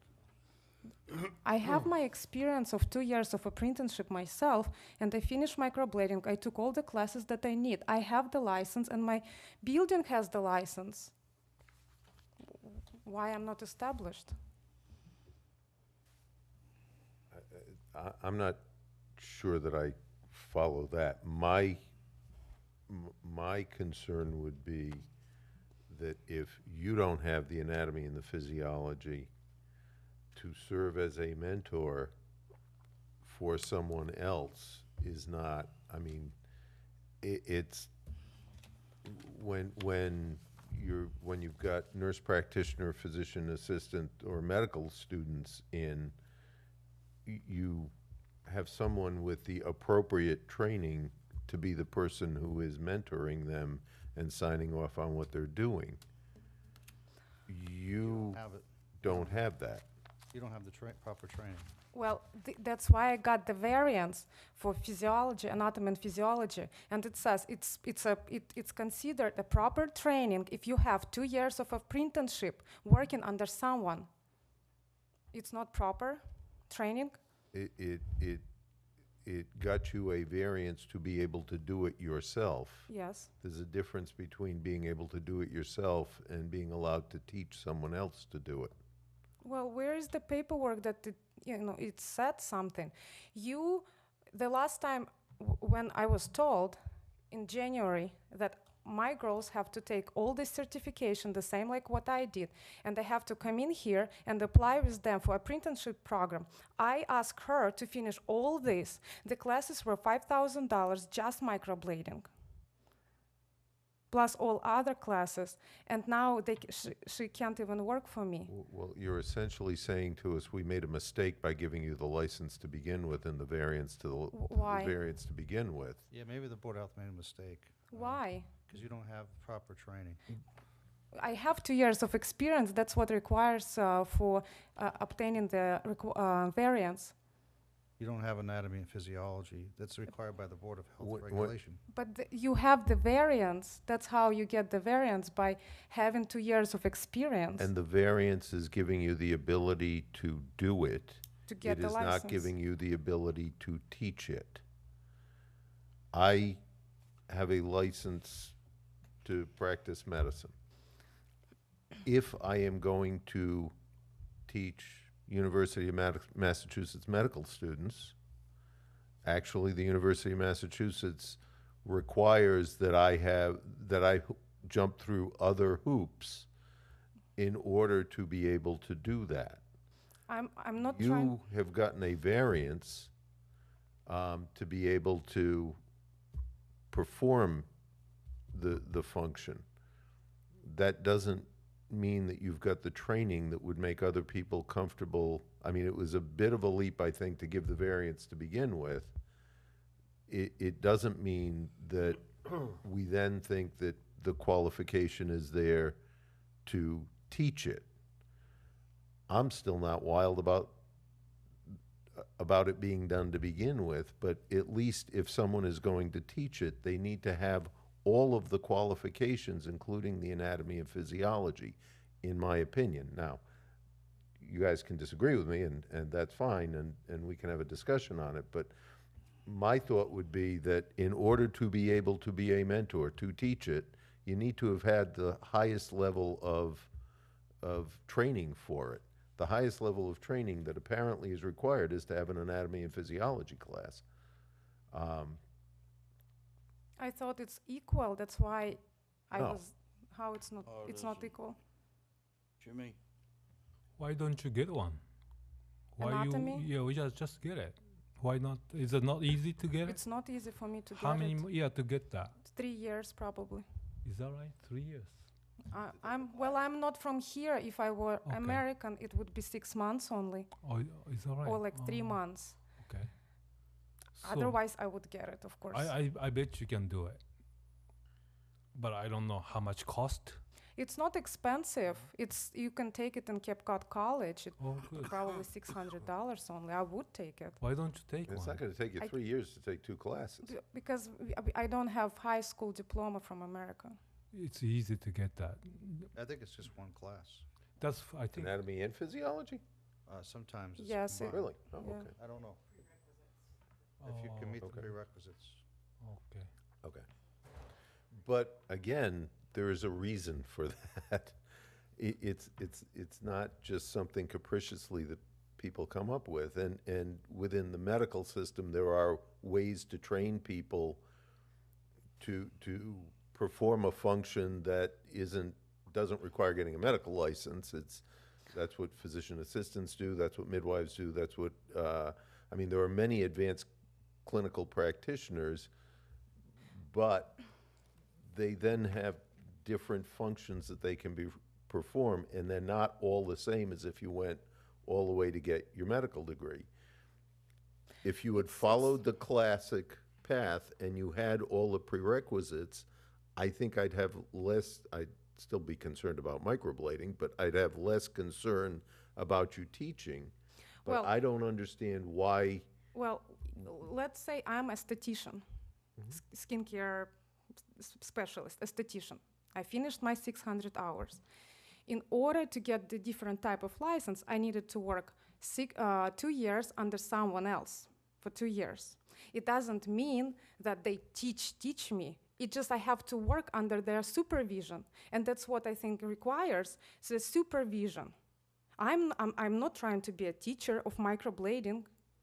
I just can supervise her, and she can watch me how I'm doing it for 2 years. I'm not sure. I think that's a distinction without a difference. That's a discipline that's needed there. Well, if she could take a class from a teacher, but there is no such classes who teaches you microblading or train you for 2 years. Well, that's what your apprenticeship is teaching you to do it. I mean, Well, an you- apprentice is learning as they're doing it. But I personally don't think there is an issue with requiring the mentor to have certain requirements before they can be a mentor. Well, why can't I find any paperwork that says what needs to be done to be to take apprentice or to take from who apprenticeship? Well, Who can take it? Who can give it? you have to be licensed to do it. I am In licensed. the classic way. No, you're licensed on a variance. Yeah, our regulation has many pages to it. Yeah. If you can read that, the regulation, there's many pages. It does require anatomy and physiology. It's on one of the pages. It's in writing. You can find it. If you look at the ordinance, town ordinance, we could print it out for you. I have if it. you'd like. I have it. It says, if applying for variance for anatomy and physiology, submit certificate from Quincy Skin course. And then you have to have 2 years of apprenticeship anyway. That's what it says. It's kind of like a loop. Like It really isn't. If you wanted to be able to have people work under you, Mhm. at least to get my vote, Mhm. you would have to go through the classic way of being trained, including anatomy and physiology, not through a variance that was given to you in order to get the license. I Now, agree, I agree with them too. I mean, I think it's required to be a teacher, supervisor, you should have that. I should have what? Well, where's that paperwork that it says? Well, any paperwork about apprenticeship program, any. The last time in January when I got my license, I asked, how can I hire people? Can I hire apprentices under my business? And you said yes. They just have to bring the same, yes it was on a video. And they just have to bring the same paper, microblading certificate, Quincy skin course, CPR, all those. And she does it. She does have it. She took it because I told her that. We're not gonna get into an argument with you. We're gonna decide one way or the other. We don't wanna get in an argument with you. We're deciding what we think is the right thing on our basis of our knowledge. We have new Board of Health members now as well. We have and- Dr. Guadagnoli, we have Cecilia Sullivan, who's not here. We have input from other newer board members that we didn't have before on this So- issue. So where exactly she needs, and what exactly she needs to do to get her 2 years of apprenticeship? We don't have an answer to that. But what I don't. she needs So to we can find help somebody who her. has who is licensed without a variance in order to be able to apprentice under her, if it's gonna be within the town of Barnstable. That's the only place that we have any purview over, jurisdiction, thank you, over. But if it's gonna be within the town of Barnstable, she needs to find somebody who has a license that was granted because all the qualifications were met and all the coursework was passed in order to get the license. It's actually relatively simple. Okay, so we'll make a motion to deny the request.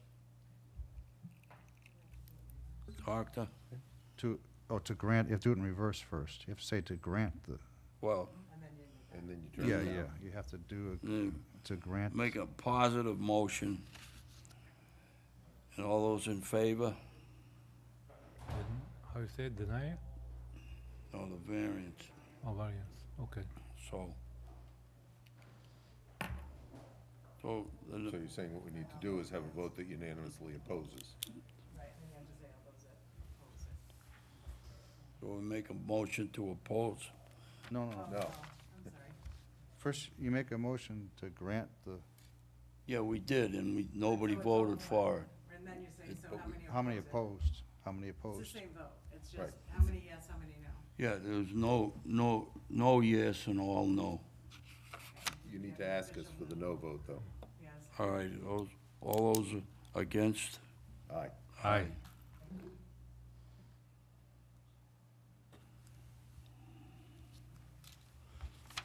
Correspondence, Jessica Silver, President and CEO, Greater Chamber, Hyannis Chamber of Commerce, letter dated May 10th, 2017.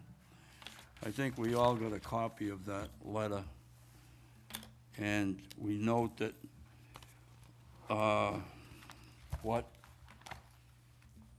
let's see, let me get it. Was Mr. Houghton coming to this meeting? From legal? No? So this is not for a,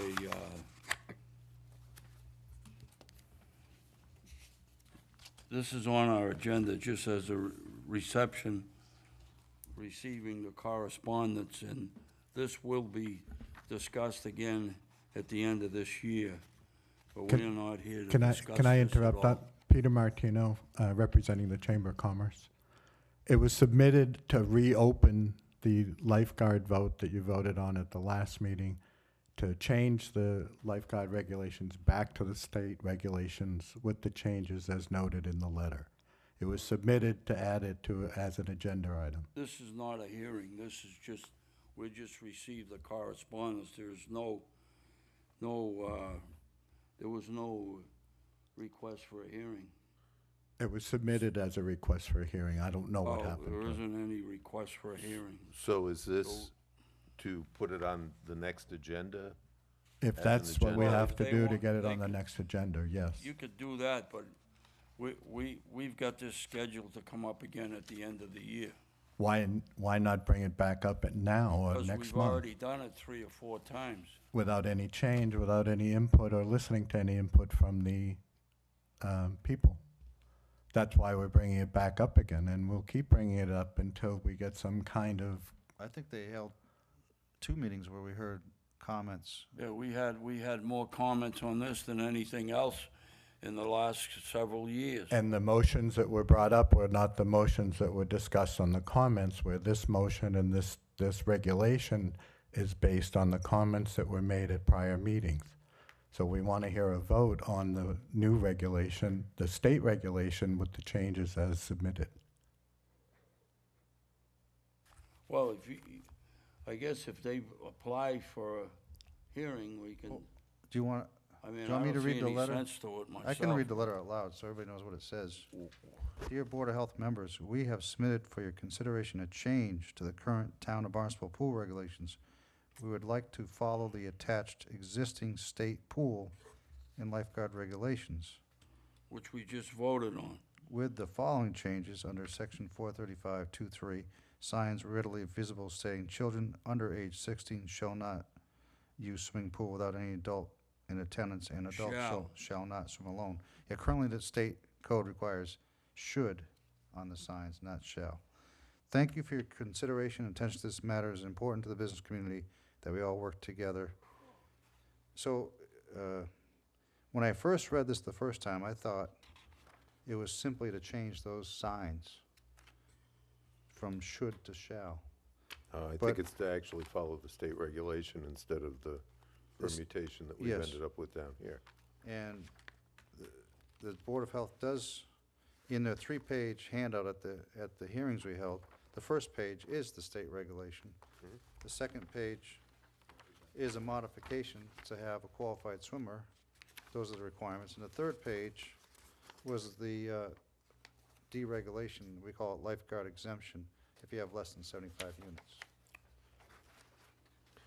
But it sounds to me like the Chamber of Commerce is saying, we want you to reconsider going back to the state regulations. And Which- I personally have no problem with having that on the agenda again and reopening the issue. Well, I have a problem with it. I think we've done it, we've gave it due diligence, and we had 2 or 3 meetings where we had it and we decided it. And it's just, I don't see any sense to bring it up again. I mean, that's my opinion. My opinion is we put the business community in a difficult situation, and I actually, Why did you brought up now? to get us to put it on the agenda again, I I think. understand, but I've been involved with these regulations for the last 7 years. They were put in 7 years ago to allow smaller properties to not have a lifeguard. That went on for 5 years. That 50 units or less did not require a lifeguard with all these other stipulations. Earlier in your meeting this afternoon, you gave a variance to one of those properties about alcohol. A lot of the regulations that have been added in the last 7 years are causing you to have more regulations. We're suggesting do what everybody wants to do, go back to the state regulations, and we'll make it stricter as far as children swimming alone and adults swimming alone. You know, not everybody, you use the word everybody, and that's not true. Let me read you an article, editorial in the Cape Cod Times. Pool safety important, at least in Barnstable. pool safety important, at least in Barnstable. That's the opinion. Kudos to the Barnstable Board of Health, which on Tuesday voted 2-1 to keep existing lifeguard requirements for semi-public swimming pools in town at least until December 31st. All facilities with more than 75 units, including hotels, motels, apartment and condominium complexes, and timeshare resorts, will still be required to have lifeguards on duty when swimming pools are open. Complexes with 75 units or less must post age and occupancy restrictions, use a key or key card access system for the pool area, and have staff with adult and child CPR certification on premises when the pools are open. Dr. Paul Caniff, chairman of the Health Board, and member Junichi Sayanagi voted to keep the existing regulations. Dr. Donald Guadagnoli voted against. Guadagnoli argued that requiring lifeguards is a substantial burden to pool owners, but Caniff counted the burden of someone's life outweighs the cost. We agree, which is why we think every Cape Town should have similar regulations, especially since there were 3 drownings and a near drowning in 2014 in Yarmouth motel pools. Currently, Barnstable is the only Cape Town that requires a lifeguard or qualified swimmers in hotels and motels with 75 units.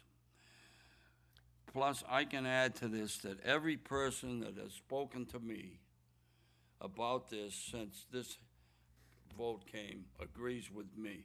And I'm glad. I haven't heard one person that didn't. That's because they talk to me, but I don't think because they you did. have the bias to the person that agrees with you. But I'm glad you read it, because when I read that, I was a little bit incensed that they missed the point that I was making. Yes, I was siding with the business community, but I was also saying in no uncertain terms, having worked for years as a municipal pool lifeguard, that in fact having lifeguards as your babysitter and taking responsibility for your children is a false sense of security that I think we're supporting by doing this, and that I really think that having parental responsibility for your children in a pool and having responsibility for having another adult be present is really the personal responsibility that people should be taking, that this is a false sense of security that's being given because of the regulation and not because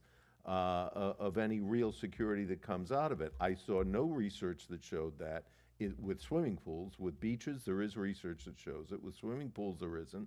And I was in no way saying that there was not an importance to a human life. I was saying that parents are the ones who bear that responsibility and who ultimately find it to be the most important thing to them. So I was a little offended when I read that editorial in there, that somebody had bothered to listen to half the argument and not the whole argument. Well, I think you're all wrong, so it I doesn't know, matter. you and I disagree with it. Doesn't And matter. I'm fine with you and I And I'm- disagreeing and with it. And but- everybody that's spoken to me has spoken the same way as the One question I have to ask, sir, if they had come out against you as an editorial board, would you be changing the rule because they came out against you? Changing what rule? Of lifeguards. Because an editorial board at a newspaper agrees with you, you think you're justified to do that? You know, I'm not here to argue with you. I'm just bringing it up. You know, brought it I up, so think I'm that's a just asking the senseless- question. I think that's a senseless statement. Why is that senseless? Because it doesn't You had make an any attorney sense. stand here and say that a lifeguard increases the liability of everybody involved, and it doesn't save lives.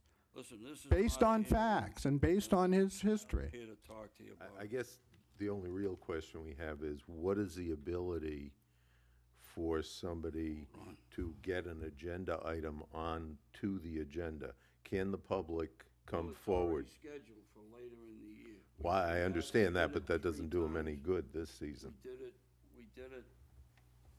We did it on January, February, March. Yeah. I You know, mean, no, and that's, we've but had- my we've question given it is, and I, due diligence. so is there no ability for the public to come forward and say, we want it on the agenda, or, I'm asking the question, I don't know the answer to it. I know. Yes, they can request in writing, and the chairman decides. Yeah. Well, the chairman and the board decides, I suppose, however you want to do this. No, we can decide right now if you want, I mean, as far as I'm concerned, if you want to put it on the agenda, you make a motion, and it'll be up to me and Jimmy to decide. I make a motion that we add it back to the agenda. By the way, I'm tired of hearing about it, too. I agree with you on I'll that. second the motion for purposes of discussion. Well, wait, he can come up many times, then we do this all the time this way. Yeah, we could So do it every how come month. you didn't speak out the last time we have a meeting? I did. You did, okay. Oh, yeah. Every time. So you're not happy with the last result? Right. I'm not happy with the discussion. The result didn't seem to follow the discussions that happened during the meetings, and that's why I'm not happy with them. The And I don't discussions in the think meeting. the actual vote reflected the feelings of the board at the time it was made, and there wasn't a free and equal presentation of both sides of the issue. It was presented as to continue the ongoing instead of changing to the new. And that's why you have the new regulation to change it back to what would be less restrictive. I understand. Okay, so that's why it's coming back up again. I actually have to agree with that. The way it ended up being voted on was kind of it brought you down a very narrow path to an end point. Would you like to, can you wait another, until the end of the year, or? No, he wants to do it now. I want to do it. Again, I think we should wait till the end of it, which we decided 2 months ago, so it's up to you. So it's up to you, Jimmy. If you Me? wanna, well, Doctor voted yes, I voted no. You just voted and seconded to do. Well, I'm happy to take everyone's opinion. So we have to do again. We will do again. That's I agree. I understand you don't like it, but we should talk about it and discuss about it. You wanna do it again, we'll schedule an appointment. Yes, I understand. It's gonna be a wasting time. Yes, I understand. You already spent a lot of time for this one, but we have to do again. We have to do again. I don't. We don't have to, it's up, if it's how you vote, or the Oh, doctor already voted, so it's one way or the other. Well, freedom for speech, so we have to give them a chance to talk about, discuss more. But why we do this? We cannot do this over and over. If once we're done with same result, and then he gonna come up again for next month, then we have to do again. Well, That's how that work? if an applicant, whether it's this or anybody, asks for it, when we're at a meeting, we can decide whether we can do it or not, whether you want to do it or not. So sure, if we have a hearing next month and the result is the same, the following month, they could ask again. Yes. It's a free country. I understand. I think if we do it next month, it would be to bring forth the question, should we be following the state regulation rather than the regulations that we have here? Well, that's the same thing as we did last time. No, the last time we said, should we reaffirm what we've been doing? Well, what's the difference? The difference is it led us down a pathway that didn't really allow consideration of the question, should we I follow think it was the considered. state regulations? It was considered 3 or 4 times, at least 3. I don't know if we considered it in November or December, but I think it's the most discussed thing we've had here in the last 10 years. Oh, it's certainly been a popular item for discussion, yes. Okay, I tell you what, we do end of the year. I'm not gonna do next month. That's what I All right, suggest. so 2 no, Yeah. 1 yes. Thank you. What? I didn't say that. We're gonna discuss the end of the year again about Oh, this, yeah, we're gonna right? do it at the end so of the year. that's it. Yes. Okay. Right, my proposal was that it be next month. Oh, you're gonna do next month? Yes. No, why not? Why next month? Tell me why. Oh, we already, Well, yeah, Because they want it. because I you re- don't agree with us. because I really don't think that we fairly dealt with the issue of whether or not the regulation was providing for the public safety that was perceived out there. Plus, it is very onerous to the business community. Yes, and the cost. What do we do, Sharon? Do we do this in November or December? Oh, I'd allow plenty of time. Probably November if you do it that way. Because the licenses are up the 31st of December. Okay, so that's it. That's the vote. Yes, end of the year. That, oh, we have to vote. Well, they vote. The motion, He made a Dr. motion. I made the Guadagnino- motion that we bring it up He again. made the motion. With at the next meeting, that we So open it for second discussion. motion for purpose of the discussion, we discussed it, now we're gonna vote. All those in favor of Dr. Guadagnoli's motion? Those against? Against. So, that's it. So we'll schedule the November meeting. Okay. So, nothing else? Yeah, Motion to adjourn? Did Oh, we- wait a minute. Did we approve minutes Wait a and all that minute. stuff? No. The letter Can we from Chris put the Clark. minutes? Chris Clark letter. The letter about the water district? Yep. Yeah, I wrote that. That's my writing up there. Yeah, I figured. So, you wanna send letters or not?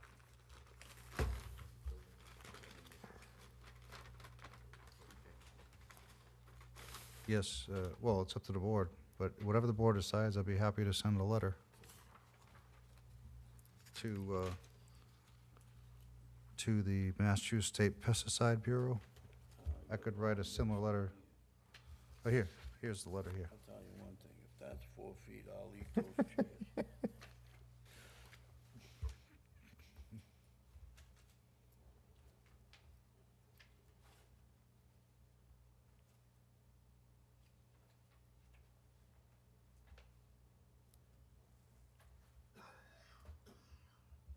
Thomas, can I borrow your copy? Yeah, sure, here.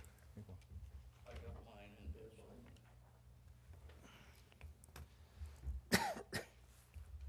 So I thought this was a letter to us. It's to the State Pesticide Bureau. And what are they at?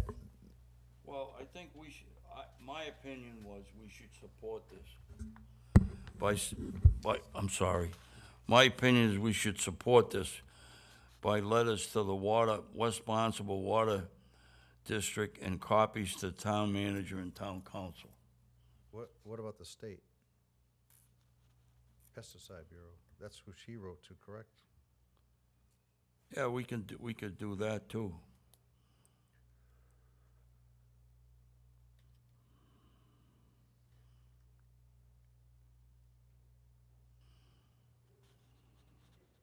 See, they have a proven well site, but it's not a well. Right.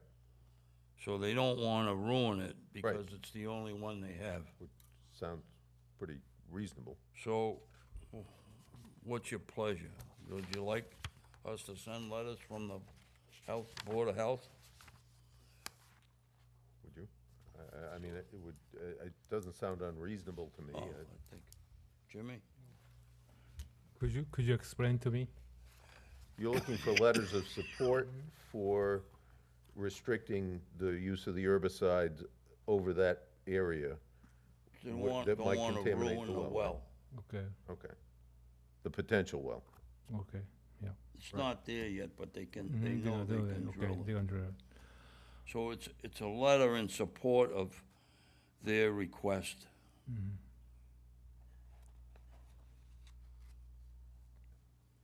So they haven't done yet, but somebody else done it before, or just this first time they're gonna do it?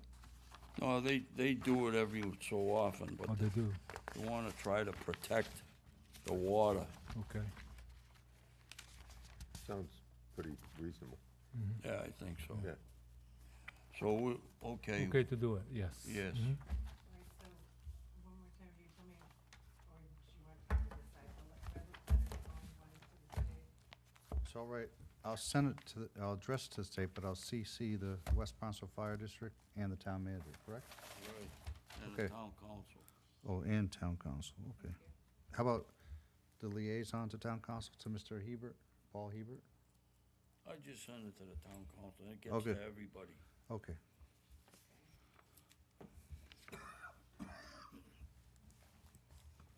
You sure it's just allergies? That's what they tell me. Okay.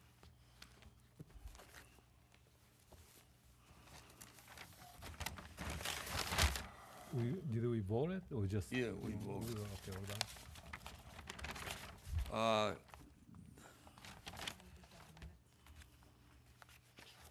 Motion to We approve put the minutes. minutes till next month. Okay. Oh, you just want to move them? We have a vote. Jeez, what a Is there mess. any reason not to just approve it? No, we can approve them. Motion to approve the minutes. One thing I just want to say on page 2, instead of 34.8 inches, it should be elevation 34.8, correct, after Canada? 34.8, yeah, not Hello? 34.8, that's like 34.11. 34.8. Down here, it should be elevation 34.8. Elevation, yeah, instead of inches, yeah. I don't know what I did. Everything's mixed up.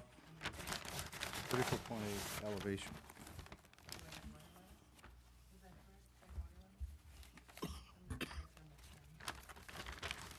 You could take out,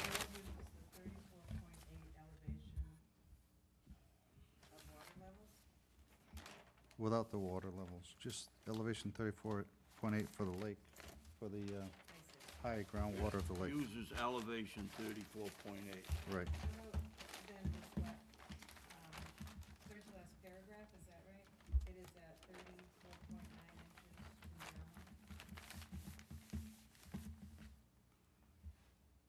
Is that correct? But then, or use elevation there as well? Elevation 34. Oh, okay, you got it. .9. That's what he said, .9? Yes. He said 34.9 here. But not from groundwater. So this should say elevation as well. Is this where it's right? Yeah, I guess you can end it there, elevation 34.9, same thing. Yeah, at elevation 34.9. Yeah, that's Take fine. out the groundwater. Anything else? So, motion to adjourn? Motion to adjourn, yes. Second, all those in favor, aye. Aye.